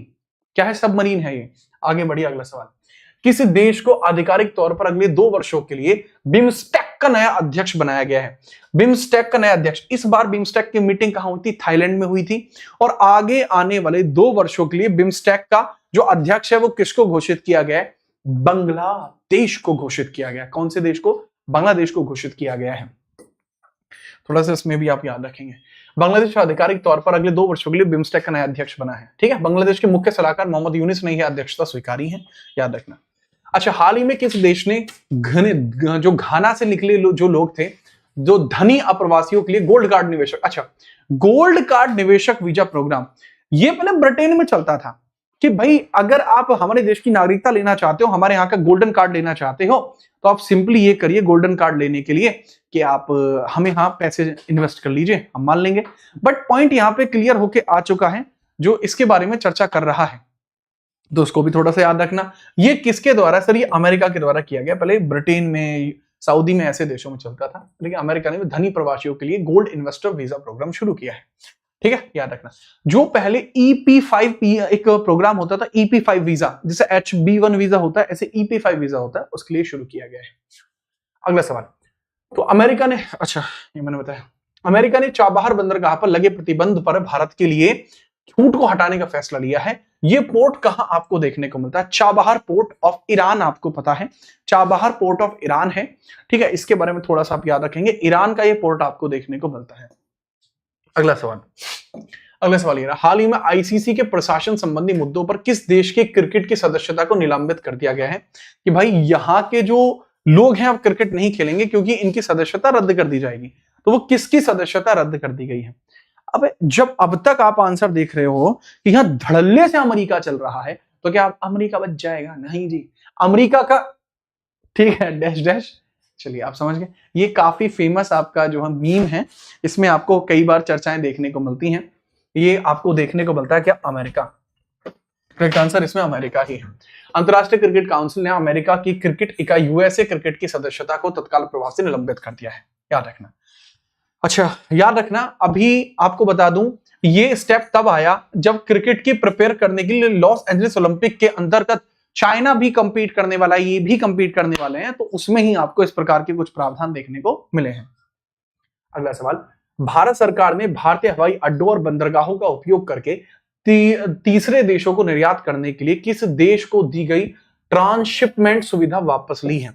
तो भाई ये पूछा जा रहा है, the government of India withdrew the transshipment facility given to which country for exporting the third country using India airport and ports. India airport and ports के लिए यह आपको कहां देखने को मिली है? Sir this is at Bangladesh, ये बांग्लादेश में ही आपको देखने को मिली है, ठीक है, याद रखिए। अच्छा, यहां पर आगे बांग्लादेश के बारे में जानकारी दी है। हमारे क्वेश्चन पूरे होते हैं, अभी 51 क्वेश्चन पूरे होते हैं, 51 क्वेश्चन पूरे होते हैं। तो ये 51 क्वेश्चन करके आपको कैसा लगा वो जरूर बताइए, और ये बताइए क्या चश्मे लगाए रखूं या हटा दूं, है ये भी बताते रहिए। यार कमेंटों का थोड़ा सा ये है कि मैं नहीं पढ़ पा रहा हूं कमेंट आपके सारे, सिर्फ पॉइंट टू पॉइंट बात कर रहा हूं, क्योंकि कदम बढ़ाओ साथी, हमें चलना भी है, चलते चलते इस दिन को ढलना भी है, कदम बढ़ाओ साथी, हमें चलना भी है, ठीक है, इसी बात को ध्यान में रखना। मजे आ रहे हैं? सवालों का लेवल आप देख रहे हैं यार, इसी प्रकार के जो क्वेश्चंस होते हैं ना वो पेपर में आते हैं, ऐसे लल्लू लाल सवाल पेपर में नहीं आते, ऐसे अच्छे अच्छे सवाल ही पेपर में आते हैं। ऐसे तो लल्लू लाल सवाल दुनिया बना रही है? लेकिन दुनिया जीत रहना थोड़ी हो सकती है, आपका खास जीत रहना है। हाँ, जोरदार।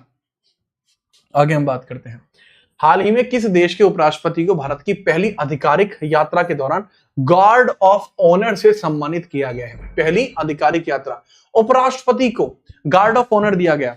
मेजरली तो राष्ट्रपति को गार्ड ऑफ ऑनर दिया जाता है, बट यहां उपराष्ट्रपति को गार्ड ऑफ ऑनर दिया गया है, तो वो किसको दिया गया है? सर यह अमेरिका के उपराष्ट्रपति को गार्ड ऑफ ऑनर दिया गया है। जो जेडी वेंस है वो भारत के पहले आधिकारिक यात्रा के दौरान गार्ड ऑफ ऑनर इनको दिया गया है। इसमें भी थोड़ा सा आप याद रखेंगे, ठीक है, बिना परेशानी के आप इसमें याद रखेंगे। अगला सवाल ये रहा, हाल ही में भारत के लिए किस पड़ोसी देश की सरकार ने नई करेंसी जारी की है? अभी रिसेंटली करेंसी जारी की गई है, तो पूछा यह जा रहा है कि करेंसी किस देश के द्वारा जारी की गई है, इसके बारे में थोड़ा सा आप बता दीजिए। तो आप इसमें चर्चा करते हुए बताएंगे ये नई करेंसी किसने जारी की है। जो पुरानी करेंसी थी उस पर शेख मुजीबुर रहमान के फोटो थे। अब शेख मुजीबुर रहमान की फैमिली को तो निष्कासित कर दिया गया है, जो बांग्लादेश से निष्कासित किया है, तो इस वजह से आप ये देखेंगे कि बांग्लादेश के अंदर ही नई करेंसी भी अनाउंस की गई है। तो ये कहां हुआ है? बांग्लादेश में ये पूरा का पूरा प्रोविजन देखने को मिला है, याद रखेंगे, जोरदार। कोई समस्या वमस्या तो नहीं है भैया? न्यू ईयर पे खुल के खेल रहे हो हैं? जोरदार। चलिए आगे बढ़िए। बांग्लादेश की अंतरिम सरकार ने हाल ही में नई श्रृंखला के बैंक नोटों को जारी किया है। जारी किए गए मूल्य वर्ग 1000, 50 और 20 के टका है। बांग्लादेश की करेंसी टका है ना। जून 2025 में इफ्को ने कहां पर अपना पहला विदेशी नैनो संयंत्र अपना शुरू किया है? पहला विदेशी संयंत्र यहां पर शुरू किया गया है, जो इफ्को ने शुरू किया है, तो वो कहां पर किया है? ब्राजील में। जो गन्ना बहुत मजबूत होता है, ब्राजील का गन्ना बड़ा फेमस है, तो वहीं पर इन्होंने शुरू कर दिया हिसाब किताब। तो वो ब्राजील में आप थोड़ा सा देखेंगे, कहां पे? ब्राजील में। आगे बढ़िए, नेक्स्ट। इफ्को ब्राजील में पहला विदेशी नैनो उर्वरक संयंत्र स्थापित करेगा, इसके बारे में चर्चा की जा रही है। इफ्को नैनोफर्ट के साथ संयुक्त उद्यम के माध्यम से ब्राजील में पहला विदेशी नैनो यूरिया संयंत्र देखेंगे, ठीक है, आगे याद रखिए। निम्नलिखित में से कौन सा देश ट्रॉपिकल फॉरेस्ट फॉरएवर फैसिलिटी, ठीक है, TFFF, ठीक है, फर्स्ट है जो TFF के अंदर रहेगा, ये आपको कौन सा कंट्री देखने को मिला है जो TFFF के अंदर आपको देखने को मिल रहा है? Sir that is again Brazil. Brazil he TFF के अंदर शामिल हुआ है। फर्स्ट है जो इन्वेस्ट करता है ट्रॉपिकल फॉरेस्ट फॉरएवर फैसिलिटी में, ठीक है, याद रखना। देख लेते हैं, Brazil tropical forest forever facility में निवेश करने वाला पहला देश बना है। ये एक मल्टीलेटरल फाइनेंसिंग मर्चेंडाइजी है जो प्रपोज करती है कि conservation critical endangered forest globally, यानी पूरे जैसे रामसर कन्वेंशन होता था, सेम इसी तरीके से आप कुछ समय के बाद TFFF को पढ़ेंगे, ठीक है, ऐसे ही कि मतलब जो एंडेंजर्ड प्लांट्स हैं उनको बचाया जाए, ठीक है, ये सब चीजें की जाती हैं। जैसे मुझे एक प्लांट बहुत पसंद है, आज मैं हूं घर पे ही, तो चाहो तो मैं वो आपको प्लांट भी दिखा सकता हूं, है ना, वो प्लांट भी मैं आपको दिखा सकता हूं, बढ़िया प्लांट है, ठीक है। बट ना अब ना रोज क्लास रहेगी, एक चीज याद रखना, अब एक भी दिन ऐसा नहीं जाएगा जब आपकी क्लास ना हो, अब आपकी क्लास तो रहेगी रोज। आज आप लाइट वगैरह देख रहे हो, रेगुलरली में ऐसी लाइट में नहीं पढ़ा रहा होता, ठीक है, तो बढ़िया लाइट में ही पढ़ाया जाएगा। आज तो थोड़ा लाइट का इशू है, बट कल से लाइट का इशू नहीं रहेगा, तो उसको हम सही कराएंगे, ठीक है, बड़े लेवल पे सही कराएंगे, छोड़ेंगे नहीं, है जी। आगे बढ़िए, किस देश ने 2029 चुनाव से पहले मतदाता की न्यूनतम आयु को 18 वर्ष से घटाकर 16 वर्ष कर दिया है? ये ब्रिटेन ने किया है। ये ब्रिटेन ने किया है कि जो आयु है वो 18 नहीं रहेगी, 16 वर्ष कर दी जाएगी। ये ब्रिटेन के द्वारा किया गया एक अनाउंसमेंट है, थोड़ा याद रखना। अगला सवाल, ब्रिटेन सरकार ने 2029 चुनाव से पहले मतदाता की न्यूनतम आयु 18 वर्ष से घटाकर 16 कर दी गई है। पिछले चुनाव में लेबर पार्टी ने अपनी घोषणा पत्र में मतदाता की आयु को कम करने का वादा किया था। इस कदम से पूरे ब्रिटेन के चुनाव स्कॉटलैंड वेल्स क्षेत्र के समान हो जाएंगे, ठीक है, याद रखना। नेक्स्ट, हाल ही में भारत और किस देश के बीच अब तक का सबसे बड़ा मुक्त व्यापार समझौता FTA हुआ है? फ्री ट्रेड एग्रीमेंट आपको देखने को मिला है, सबसे बड़ा फ्री ट्रेड एग्रीमेंट पूछा जा रहा है किस किस के साथ अब ये साइन किया गया फ्री ट्रेड एग्रीमेंट, तो उसमें थोड़ा सा आप याद रखना। सर ये जो फ्री ट्रेड एग्रीमेंट है ये मालदीव के साथ अब यहां पर साइन किया गया है, ठीक है, लेकिन मालदीव से पहले पूछा जा रहा है, ये मालदीव से पहले के पूछा गया, ये इमेज मालदीव का लगा दिया, लेकिन इससे पहले हम ब्रिटेन के साथ इस प्रकार का सौदा कर चुके हैं। भारत और ब्रिटेन अब तक का सबसे बड़ा मुक्त व्यापार समझौता यहां पर किया गया है जुलाई 2025 में, ठीक है, याद रखना, और ये यहां पर शामिल हुआ है। ओके, बहुत बढ़िया। हाल ही में भारत ने किस देश के साथ पहली बार रेल कनेक्टिविटी शुरू करने की घोषणा की है? मतलब अब तक रेल कनेक्टिविटी नहीं थी, लेकिन हम पहली बार रेल कनेक्टिविटी शुरू करने जा रहे हैं भूटान के साथ। भूटान के साथ रेल कनेक्टिविटी शुरू कर रहे हैं, और इसमें आप याद रखना ये लाइनें भूटान के प्रमुख शहरों को असम और पश्चिम बंगाल के कुछ हिस्से से जोड़ेंगे। भूटान के गेल्फू से असम के कोकराझार तक, ठीक है, दो शुरू किए गए हैं, और दूसरा भूटान के सामते से को पश्चिम बंगाल के बनारहाट से, दो स्टार्ट किए। एक तो गेल्फू है भूटान में, इसको असम के कोकराझार तक इसको मर्ज करेंगे, और सामत से देखने को मिलता है भूटान का, इसको बनारहाट से मर्ज करेंगे, ठीक है, याद रखना। कॉस्ट 3456 करोड़ और यहाँ 577 करोड़, क्योंकि 69 किलोमीटर का एरिया 20 किलोमीटर का है। नेक्स्ट, हाल ही में किस देश ने दुनिया का सबसे लंबी सुरंग का अनावरण किया है? सबसे लंबी सुरंग इंडिया में ही आपको देखने को मिलती है, इंडिया में ही देखने को मिलती है।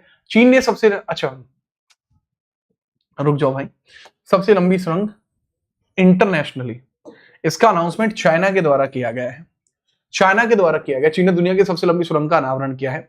इसका जो लोकेशन है वो आपको देखने को मिल जाएगी जिनजियांग उगियार ऑटोनोमस रीजन चाइना। ये 22.13 किलोमीटर आपको देखने को मिल जाएगी, जो सबसे बड़ी है, ठीक है। इसको पार करने में आपको 3 घंटे 20 मिनट का समय लगता है, क्योंकि टनल के अंदर स्पीड रिड्यूस करनी पड़ती है, ठीक है। आगे बढ़िए, हाल ही में ईरान ने किस देश के खिलाफ ऑपरेशन ट्रू प्रॉमिस 3 शुरू किया है?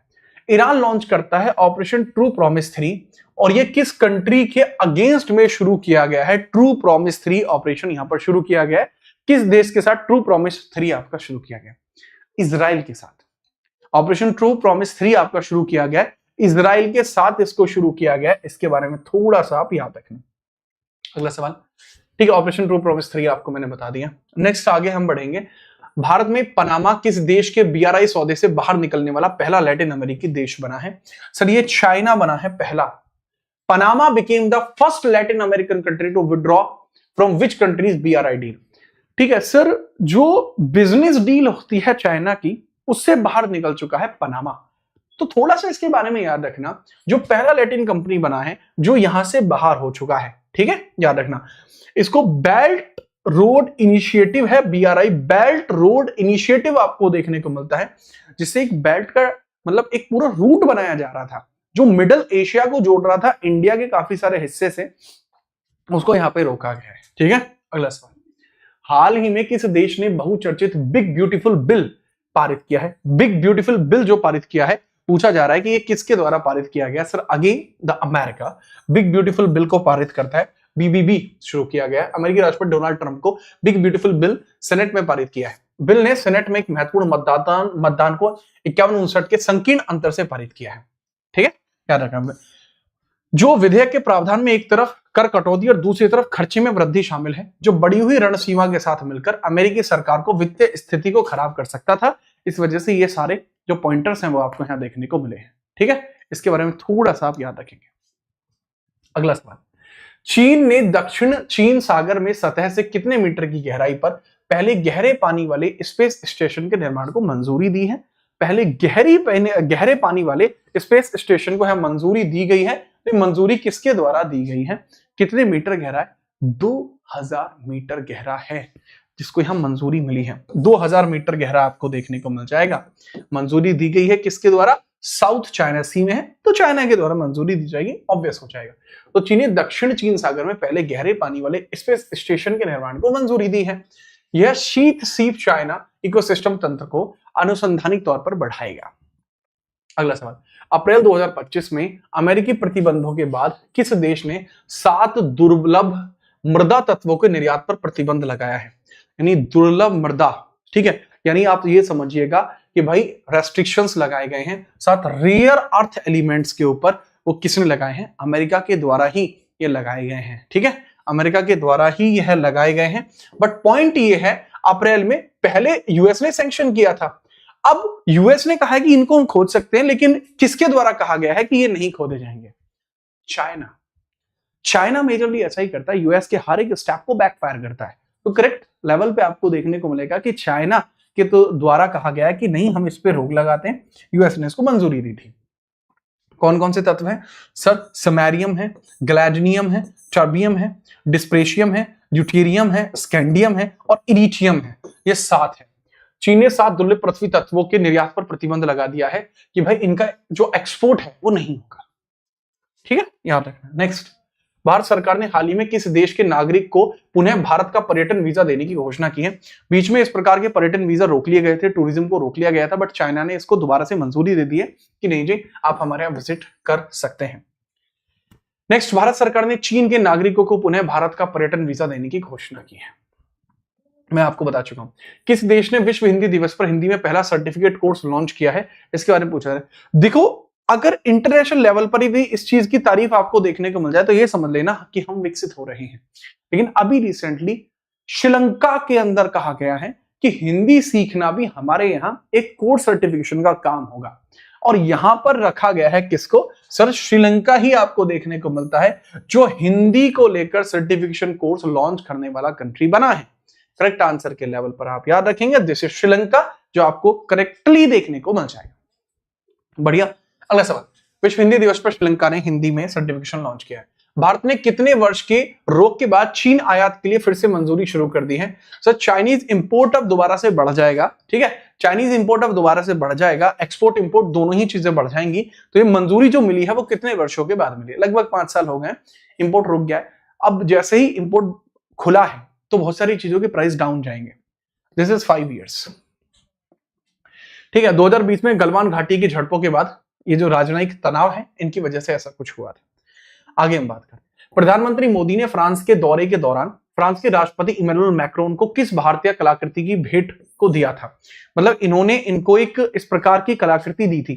तो पूछा यह जा रहा है, ये जो कलाकृति आप देख रहे हैं, ये कलाकृति किस प्रकार की कलाकृति आपको देखने को मिली है? सर यह आपकी क्या है?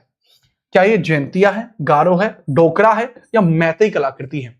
इस कलाकृति के बारे में आपसे पूछा जाएगा। सर यह डोकरा कलाकृति है। शुक्र है डोगरा कलाकृति नहीं है, जैसे डोकरा कलाकृति। तो थोड़ा सा इसके बारे में याद रखेंगे, दैट इज डोकरा कलाकृति, डोकरा आर्ट वर्क। अगला सवाल, प्रधानमंत्री मोदी ने फ्रांस के राष्ट्रपति इमैनुअल मैक्रों को विशेष रूप से निर्मित डोकरा कलाकृति दी थी। ठीक है, डोकरा कला 4000 साल पुरानी धातु ढलाई की प्रक्रिया है। ठीक है, याद रखना, और छत्तीसगढ़ से उत्पन्न होती है। इसको लॉस्ट वैक्स कास्टिंग तकनीक से बनाया जाता है। लॉस्ट वैक्स कास्टिंग ही इंडस वैली सिविलाइजेशन के टाइम पर यूज होती थी, तो उसको भी आप थोड़ा सा याद रख सकते हैं। आगे बढ़िए, अगला सवाल।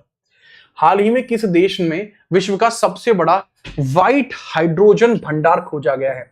मतलब ये समझ लेना, व्हाइट हाइड्रोजन रिजर्व है, सबसे बड़े लेवल पर आपको वो देखने को मिल रहे हैं। तो पूछा एग्जैक्टली ये जाएगा कि व्हाइट हाइड्रोजन का सबसे बड़े भंडारण आपको कहां पर खोजे गए हैं? सर पहली बात तो क्या व्हाइट हाइड्रोजन भी होती है? बिल्कुल होती है। और फ्रांस में इसके सबसे बड़े भंडार जो है खोजे गए हैं, इसके बारे में भी याद रखना। कहा? फ्रांस में खोजे गए हैं इसके व्हाइट हाइड्रोजन वाले। ठीक है, चीजें आपको फ्रांस में देखने को मिल जाएंगे। अगला सवाल। ठीक है, फ्रांस में दुनिया का सबसे बड़ा हो गया सफेद हाइड्रोजन। वर्ष 2027 में ओलंपिक ई स्पोर्ट्स के बारे में पूछा जा रहा है, इसका उद्घाटन कहां पर किया गया? ओलंपिक ई स्पोर्ट्स का उद्घाटन कहां पर किया गया है? ठीक है, इसके बारे में आपसे पूछा जा रहा है। Sir that is at Riyadh, Saudi Arabia में किया जा रहा है। कहां? रियाद, सऊदी अरेबिया में किया जा रहा है। इसके बारे में थोड़ा सा आप याद रखेंगे, रियाद, सऊदी अरेबिया। एग्जैक्टली इसके बारे में आपको पता रहना चाहिए। ठीक है, बहुत बढ़िया। आगे हम बात करते हैं। पहला ओलंपिक ई स्पोर्ट खेल 2027 में सऊदी अरेबिया में रियाद में आयोजित किया गया है। ठीक है, और ये 12 ईयर्स का आपका समझौता किया गया है ना। आगे हम बात करते हैं, अगला सवाल ये रहा। हाल ही में भारत और किस देश ने रक्षा और सुरक्षा सहयोग को सशक्त बनाने के लिए 10 वर्षीय डिफेंस डील की है? 10 साल के लिए डिफेंस की डील की गई है। ये जेडी वेंस है, अमेरिका और इंडिया के बीच में हुआ। JD Vance this is vice president of America, इनके बीच में और हमारे मोदी जी के बीच में ये डील साइन हुई है, याद रखना। चलो ये मैंने आपको बता दिया। नेक्स्ट, अगला सवाल। किस देश के प्रधानमंत्री फ्रेस्का बायरू को संसद में कम विश्वास मत के कारण हटाया गया? अगर आपको याद हो, अटल बिहारी वाजपेयी जी का एक डायलॉग होता था कि आज मुझे दुख इस बात का नहीं है कि मैं एक वोट से हार गया, दुख मुझे इस बात का है कि हमारे विरोधी दल हमसे कहते हैं कि हम देश नहीं संभाल पाए। मैं तो वो हूं जिसको सत्ता में ना रहने के बावजूद भी विदेश में स्पीच के लिए भेजा जाता था। आप मेरे ऊपर सवाल उठाते हैं। देखिए, लोकतंत्र की हत्या नहीं होनी चाहिए। सरकारें आएंगी जाएंगी, पार्टियां बनेंगी बिगड़ेंगी, परंतु यह देश रहना चाहिए, इस देश का लोकतंत्र रहना चाहिए। याद आया? वो तब की बात थी जब वो जो आपका नो कॉन्फिडेंस मूवमेंट आया, वो उसमें एक वोट से हार गए। नो कॉन्फिडेंस मूवमेंट क्या होता है? अगर ये पारित नहीं होता तो सरकारें गिर जाती है। अब यही पूछा जा रहा है कि ये नो कॉन्फिडेंस मूवमेंट आपको रिसेंटली कहां देखने को मिला? जहां प्रधानमंत्री फ्रेस्का बायरू को संसद में कम विश्वास कर हटाया गया। So that is at France. ये फ्रांस में रिसेंटली आपने देखने को मिला है। दूसरा देखिए, जैसे क्लास के अंदर जैसे पूछ रहे होते हैं कई बार, तो भाई मैं एक बात बताऊं, क्लासी आज बोर्ड लगवाया था, ठीक है, घर पे। अब बच्चों का रहता है कि सर बोर्ड घर पे क्यों लगवाया? देख भाई मैं बताऊं आपको, मैं करंट अफेयर शुरू करने जा रहा हूं आप लोगों के लिए सुबह सुबह 8 बजे। तो मैंने सोचा अब इसके लिए भाई सुबह बेटर है कि घर पे लगा लिया जाए, बाकी ऑफिस से क्लासेस होंगी। तो इसमें एक आज मैं आपको बताऊं कि अगर मैं एक व्लॉगर होता, ठीक है, व्लॉगर्स जो होते हैं, ठीक है, तो उनका क्या कंटेंट मिल जाता है कि ले आज बोर्ड लगाया, ठीक है, उसकी 10 वीडियो बननी है, ये ले वो ले, ठीक है। बट क्या मैं यूट्यूबर नहीं हूं, ठीक है, मैं यूट्यूबर नहीं हूं, मैं एक प्रोफेशनल एकदम सोफिस्टिकेटेड टीचर हूं। लेकिन ना भाई, मैं हूं उत्तर प्रदेश से, तो उसका एक बहुत बड़ा आप देख सकते हैं कि इंपैक्ट भी है कि मेरी चीजों में हमेशा सच्चाई रहती है। और मेरी मानसिकता कभी ये नहीं रहती कि आपको ठगा जाए, नहीं। ऊपर भगवान भी मुझे देखेंगे, पता लग रही है कि कढ़ाई में उन्होंने 2 बार मुझे एक्स्ट्रा तल दिया है, गलत बात है भगवान जी, ऐसे थोड़ी है, वो 2 बार मुझे फालतू में क्यों तले हैं? तो मैं तो अपना ध्यान रखूं, आपके साथ भी कुछ गलत ना होने दूं। तो ये चीज आपको थोड़ी देखने को मिलती है। और अभी क्या कि पीछे काफी टाइम से मैं इतना ज्यादा एक्टिव नहीं था जितना ज्यादा एक्टिव होने के लिए मैं जाना जाता हूं, तो इस वजह से भी चीजें थोड़ी ऐसी आपको देखने को मिली है। ठीक है, तो निश्चिंत रहिए, चीजें होंगी, अच्छी होंगी और अच्छी होंगी, और इतनी अच्छी होंगी यकीन मानना कि अब की बार आप किसी भी एग्जाम में बैठेंगे तो सवाल आपका इस चैनल से बाहर नहीं जाएगा, ये आप याद रखना। इस चैनल से बाहर सवाल जा नहीं सकता, मतलब ये संभव नहीं है, ये मान लेना आप, है ना सर जी? ठीक है, तो ये आपको देखने को मिल रहा है। और आप लाइक नहीं कर रहे हो, कितने गलत आदमी हो तुम। मेरा जी कर रहा तुम पे हाथ छोड़ दूं, पर कोई बात नहीं, फिर भगवान कहेंगे तूने बालकों पे हाथ छोड़ा था, ठीक है। इसलिए बेटा तुम बच रहे हो। हाँ, बोर्ड का मैं ये बता रहा था कि मैंने पहले सोचा था छोटा बोर्ड में मंगा लूं, फिर मुझे याद आया कि भाई मेरे हिसाब से छोटा बोर्ड काम नहीं कर पाएगा। जैसा मैं हूं मुझे लगता नहीं है कि छोटा बोर्ड भी मेरे सामने इतना छोटा ही लगता।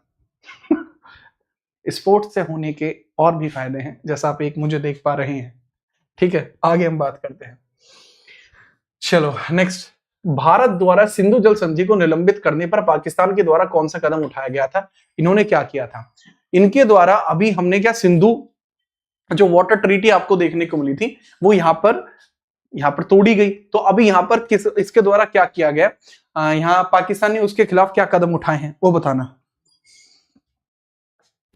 हाँ भाई, मैंने सोचा था कि छोटा वाला बोर्ड लगवा लूं, पर छोटा वाला बोर्ड बहुत छोटा हो गया।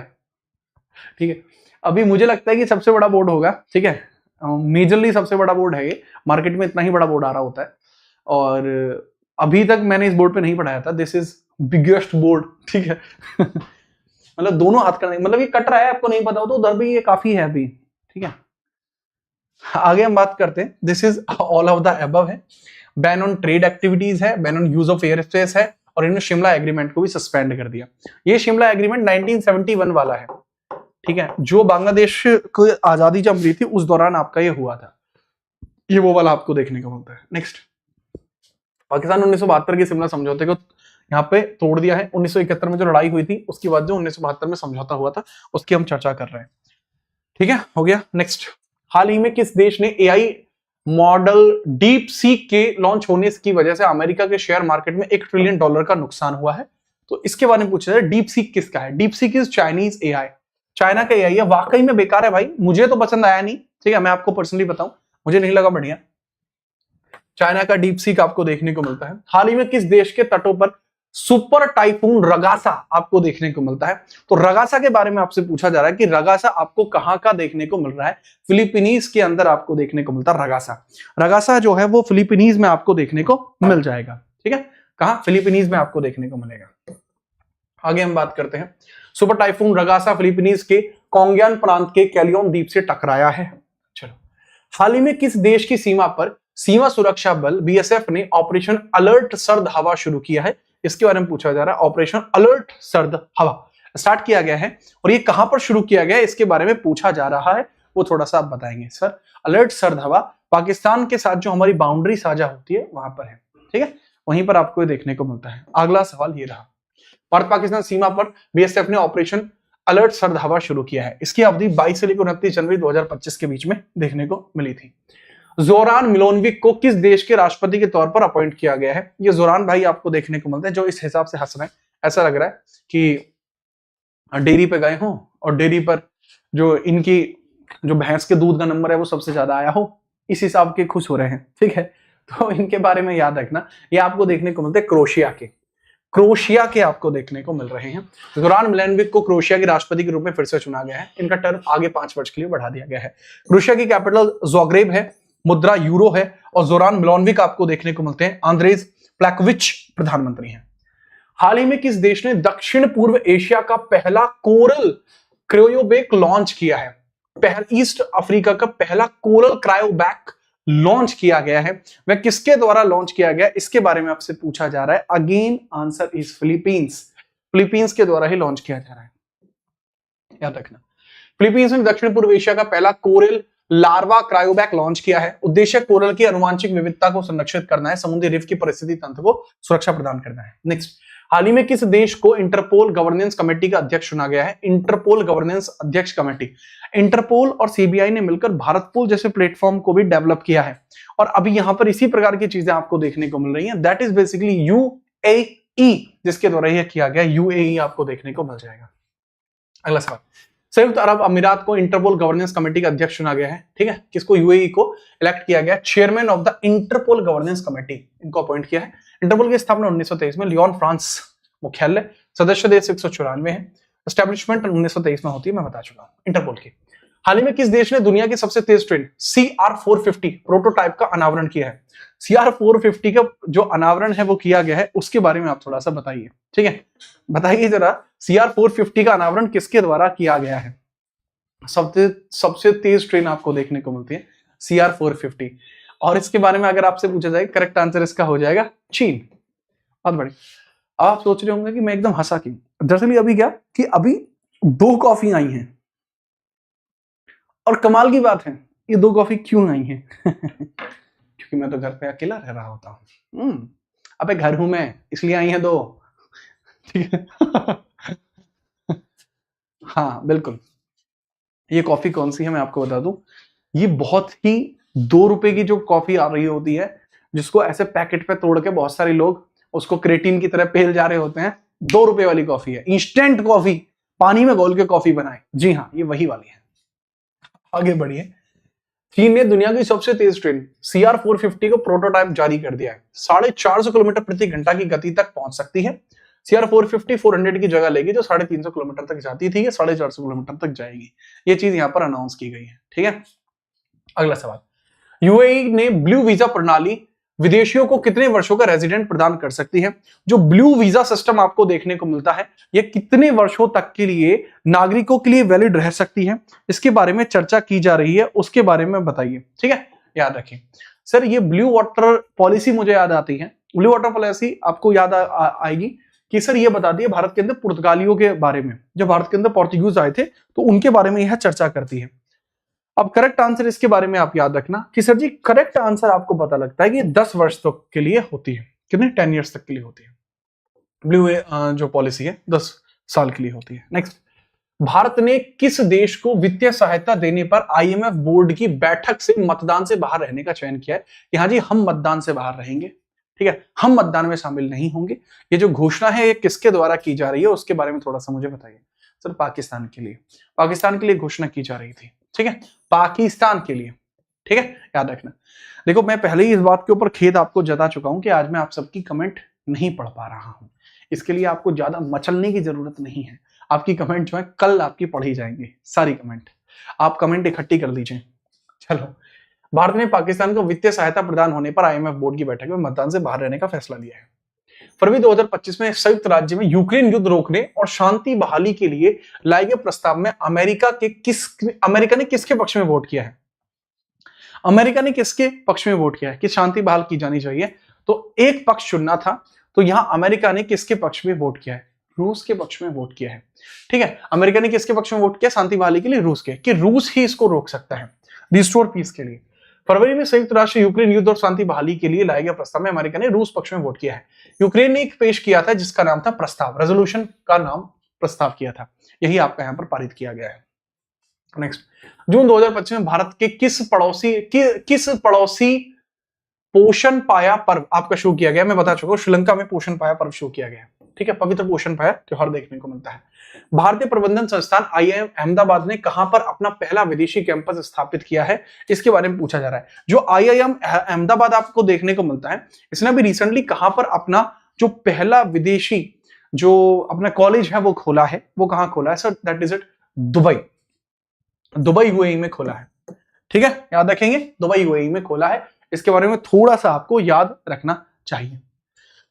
अगला सवाल, 9 मई 2025 को रूस के मॉस्को में आयोजित 80वें विजय दिवस समारोह में भारत का प्रतिनिधित्व किसने किया था। देखो अभी रूस के मॉस्को में आप देखेंगे कि 80वें नंबर का विजय दिवस था, तो भारत की तरफ से जो गए थे वो कौन गए थे इसके बारे में पूछा जा रहा है। सर ये हमारे रक्षा मंत्री राजनाथ सिंह थे, रक्षा राज्य मंत्री संजय सेठ थे, जी हाँ संजय सेठ गए थे, क्योंकि आजकल अपने इनको तो अभी टाइम थोड़ा कम है, ठीक है, इनको तो थोड़ा कम टाइम है, लेकिन ये अभी रिसेंटली आपको यहां देखने को मिले हैं, राजनाथ जी को कम टाइम है थोड़ा, ठीक है, संजय सेठ आपको देखने को मिल जाएंगे। आगे बढ़िए, ईरान की घोषणा के अनुसार कौन सा देश ईरान में 8 न्यूक्लियर प्लांट लगाएगा। ईरान ने कहा है कि हम अपने यहां पर अपने देश को न्यूक्लियर के लिए आगे बढ़ाएंगे, और रशिया ने कहा है कि हम आपको सपोर्ट करेंगे, आपके यहां न्यूक्लियर प्लांट लगवाएंगे, ऐसा रशिया के द्वारा क्लेम किया गया है, रूस के द्वारा क्लेम ऐसा किया गया है, इसके बारे में थोड़ा सा आप याद रखेंगे। अगला सवाल, ईरान ने घोषणा की है कि रूस उनके क्षेत्र में 8 नए परमाणु संयंत्र का निर्माण करेगा, ठीक है, मैं बता चुका हूं।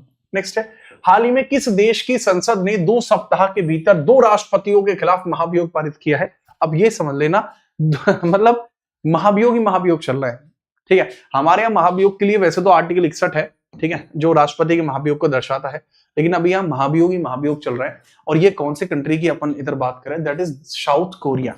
साउथ कोरिया में 2 राष्ट्रपतियों को महाभियोग के थ्रू हटाया गया है 1 महीने के अंदर, ठीक है। दक्षिण कोरिया संसद ने 2 सप्ताह के भीतर 2 राष्ट्रपतियों को महाभियोग लगा के हटा दिया। यू शुक शेओल के खिलाफ दक्षिण कोरिया ने यहाँ पर जो है हटा दिया था, महाभियोग के थ्रू हटा दिया था। और कार्यवाहक राष्ट्रपति हान डूक पर भी इन्होंने दोबारा से महाभियोग लगा दिए। किस देश को पीछे छोड़कर भारत दुनिया में तीसरा सबसे बड़ा मेट्रो रेल नेटवर्क देश बनने वाला है? मतलब इंडिया के अंदर सबसे ज्यादा मेट्रो नेटवर्क होगा, तो इसमें हम किस देश को पीछे छोड़ेंगे? सर जापान है, जिसमें हमसे ज्यादा मेट्रो ट्रेन हैं, बट आने वाले कुछ समय में हम जापान को पीछे छोड़ देंगे। तो जापान को पीछे छोड़ते हुए हम आगे आने वाले हैं, याद रखना। तो पहले चाइना है, दूसरा यूएस है और तीसरा इंडिया हो जाएगा। वर्तमान में 11 राज्य में 23 शहरों में 1000 किलोमीटर के मार्ग को कवर करने वाली मेट्रो सेवाएं चालू हैं, आगे चल जाएंगी। भारत में पहली मेट्रो 1984 कोलकाता में शुरू हुई थी। अगला सवाल, निम्नलिखित में से कौन सा देश क्रिप्टो परिसंपत्तियों के वित्तीय उत्पाद के रूप में कानूनी दर्जा देने की योजना बना रहा है? क्रिप्टो करेंसी को लीगलाइज करने की बात चल रही है, ये कौन करने जा रहा है? दिस इज जापान, जो क्रिप्टो करेंसियों को यहां पर लीगलाइज करने जा रहा है, ये जापान आपको देखने को मिलेगा। जापान को एफएसए क्रिप्टो संपत्तियों को वित्तीय उत्पाद के रूप में मान्यता देने की योजना बना रहा है, इसके बारे में थोड़ा सा आप याद रखना। नेक्स्ट अगला सवाल, भारत सरकार ने पाकिस्तान के साथ बढ़ते तनाव के कारण कब से कब तक के लिए राष्ट्रव्यापी नागरिक सुरक्षा अभ्यास आयोजित किया है? ठीक है सर, यहां पर क्या है सर, पाकिस्तान के साथ टेंशन बढ़ रही थी, तो यहां पर हमने एक मिलिट्री एक्सरसाइज यहां पर की। वो कब यहां पर की है? 7 से लेकर 9 मई 2025 के बीच में, ऑपरेशन सिंदूर के टाइम की ही बात चल रही है, उसी दौरान इसको किया गया था। तिथियां 7 से लेकर 9 में की गई थी। जम्मू कश्मीर और श्रीनगर के सीमावर्ती गांव में 244 डिस्ट्रिक्ट्स में इसको किया गया था। अप्रैल 2025 में किस देश ने दुनिया का पहला 3D प्रिंटेड ट्रेन स्टेशन बनाया? भाई ये 30 नहीं है, एक्चुअली 3D प्रिंटेड है। 3D प्रिंटेड स्टेशन बनाया गया है, तो इसके बारे में आपसे पूछना है किसने बनाया है? और रिकॉर्ड टाइम में बनाया है, जापान ने बनाया है। रिकॉर्ड टाइम में बनाया, जापान ने बनाया है। 3D प्रिंटेड आपका स्टेशन है, जापान ने रिकॉर्ड समय में दुनिया का पहला 3D प्रिंटेड ट्रेन स्टेशन बनाया है। इसमें याद रखना, निर्माता वेस्ट जापान रेलवे कंपनी है, जेआर वेस्ट, ठीक है। और इसको याद रखना 6 घंटे से भी कम समय में बना दिया था। जिस देश को पछाड़कर जर्मनी ने 34 वर्ष के बाद दुनिया का शीर्ष रणदाता देश बन गया है। शीर्ष रणदाता देश आपका बन गया है, इसके बारे में आपसे पूछा जा रहा है, ये कौन है? Sir that is Japan. ये आपको देखने को मिल रहा है, जापान सबसे ज्यादा रण की वजह से जापान को भी आप देख रहे हैं। जर्मनी 34 वर्ष बाद जापान को पिछड़कर दुनिया का सबसे ज्यादा रणदाता देश बन चुका है, सबसे ज्यादा रण देता है, इसके बारे में याद रखना। जर्मनी 1990 के बाद पहली बार जापान को पीछे छोड़ते हुए दुनिया का सबसे बड़ा शुद्ध रणदाता देश बन गया है। पैसे लेते नहीं, देते हैं, ठीक है, याद रखना। इनके बारे में भी चीजों को थोड़ा ध्यान से समझना। मैं क्या कहता हूं कि 33 बच्चे और लाइक कर देंगे तो आराम से हम 700 के पार चले जाएंगे, क्या कहते हो? हाल ही में किस देश के रोबोट डॉग ब्लैक पैंथर 2.0 ने 10.3 मीटर पर सेकंड की गति हासिल कर उसेन बोल्ट के रिकॉर्ड की बराबरी की है? यानी उसेन बोल्ट की तरह भागता है ये रोबोट, तो इसके बारे में ही पूछा जा रहा है। उसेन बोल्ट की भांति भागने वाले इस रोबोट की चर्चा की जा रही है। आंसर होगा इसका चाइना, ठीक है। आंसर क्या होगा इसका? चाइना आंसर आपको देखने को मिल जाएगा। अगला सवाल, चीन के रोबोट डॉग है ब्लैक पैंथर 2.0, इसने 10.3 मीटर पर सेकंड की गति हासिल की है, जो बहुत तेज है भाई, सच बताऊं तो, ठीक है। कमेंट आ रही है कुछ, देखना ही पड़ेगा कमेंट। गुरुजी अदरक के बाद ये तो होना ही था क्लास में, अदरक कहां थी?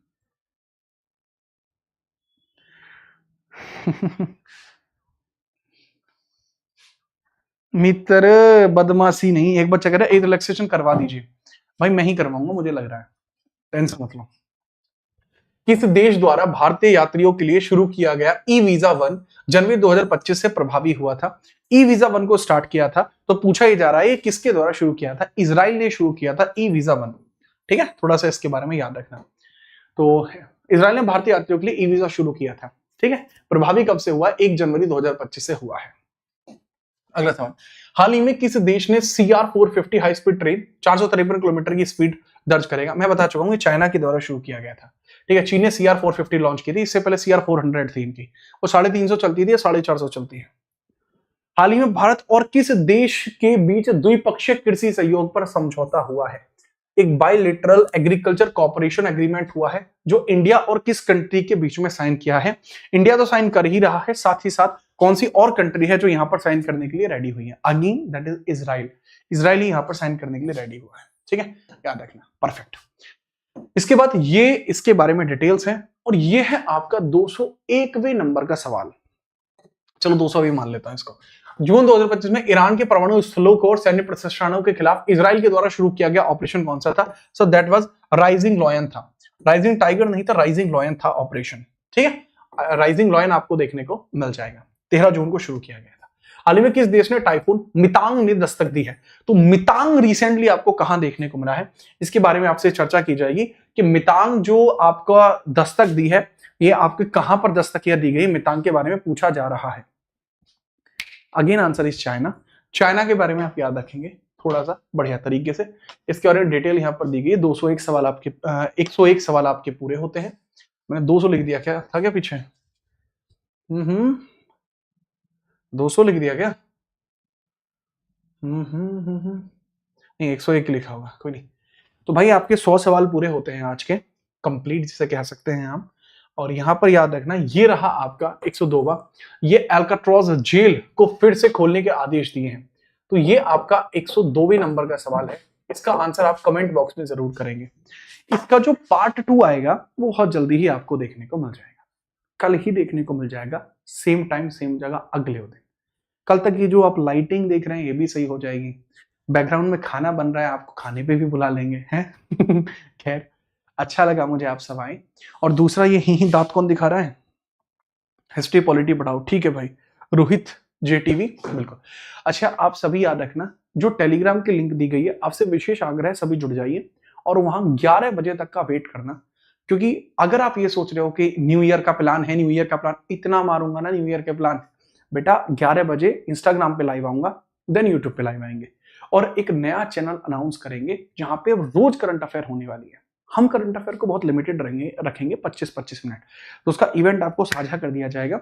तो आप बस 11 बजे तक का वेट कीजिए, आपको सेशन देखने को मिल जाएगा। अब रोज करंट अफेयर होगी, रोज की रोज, तो रेडी रहना उसके लिए, ठीक है। तो आज के लिए इतना ही। बहुत बढ़िया ये चीजें चल रही हैं, इस वजह से मैंने इस क्लास को बढ़िया लेवल पर आपके लिए लिया है।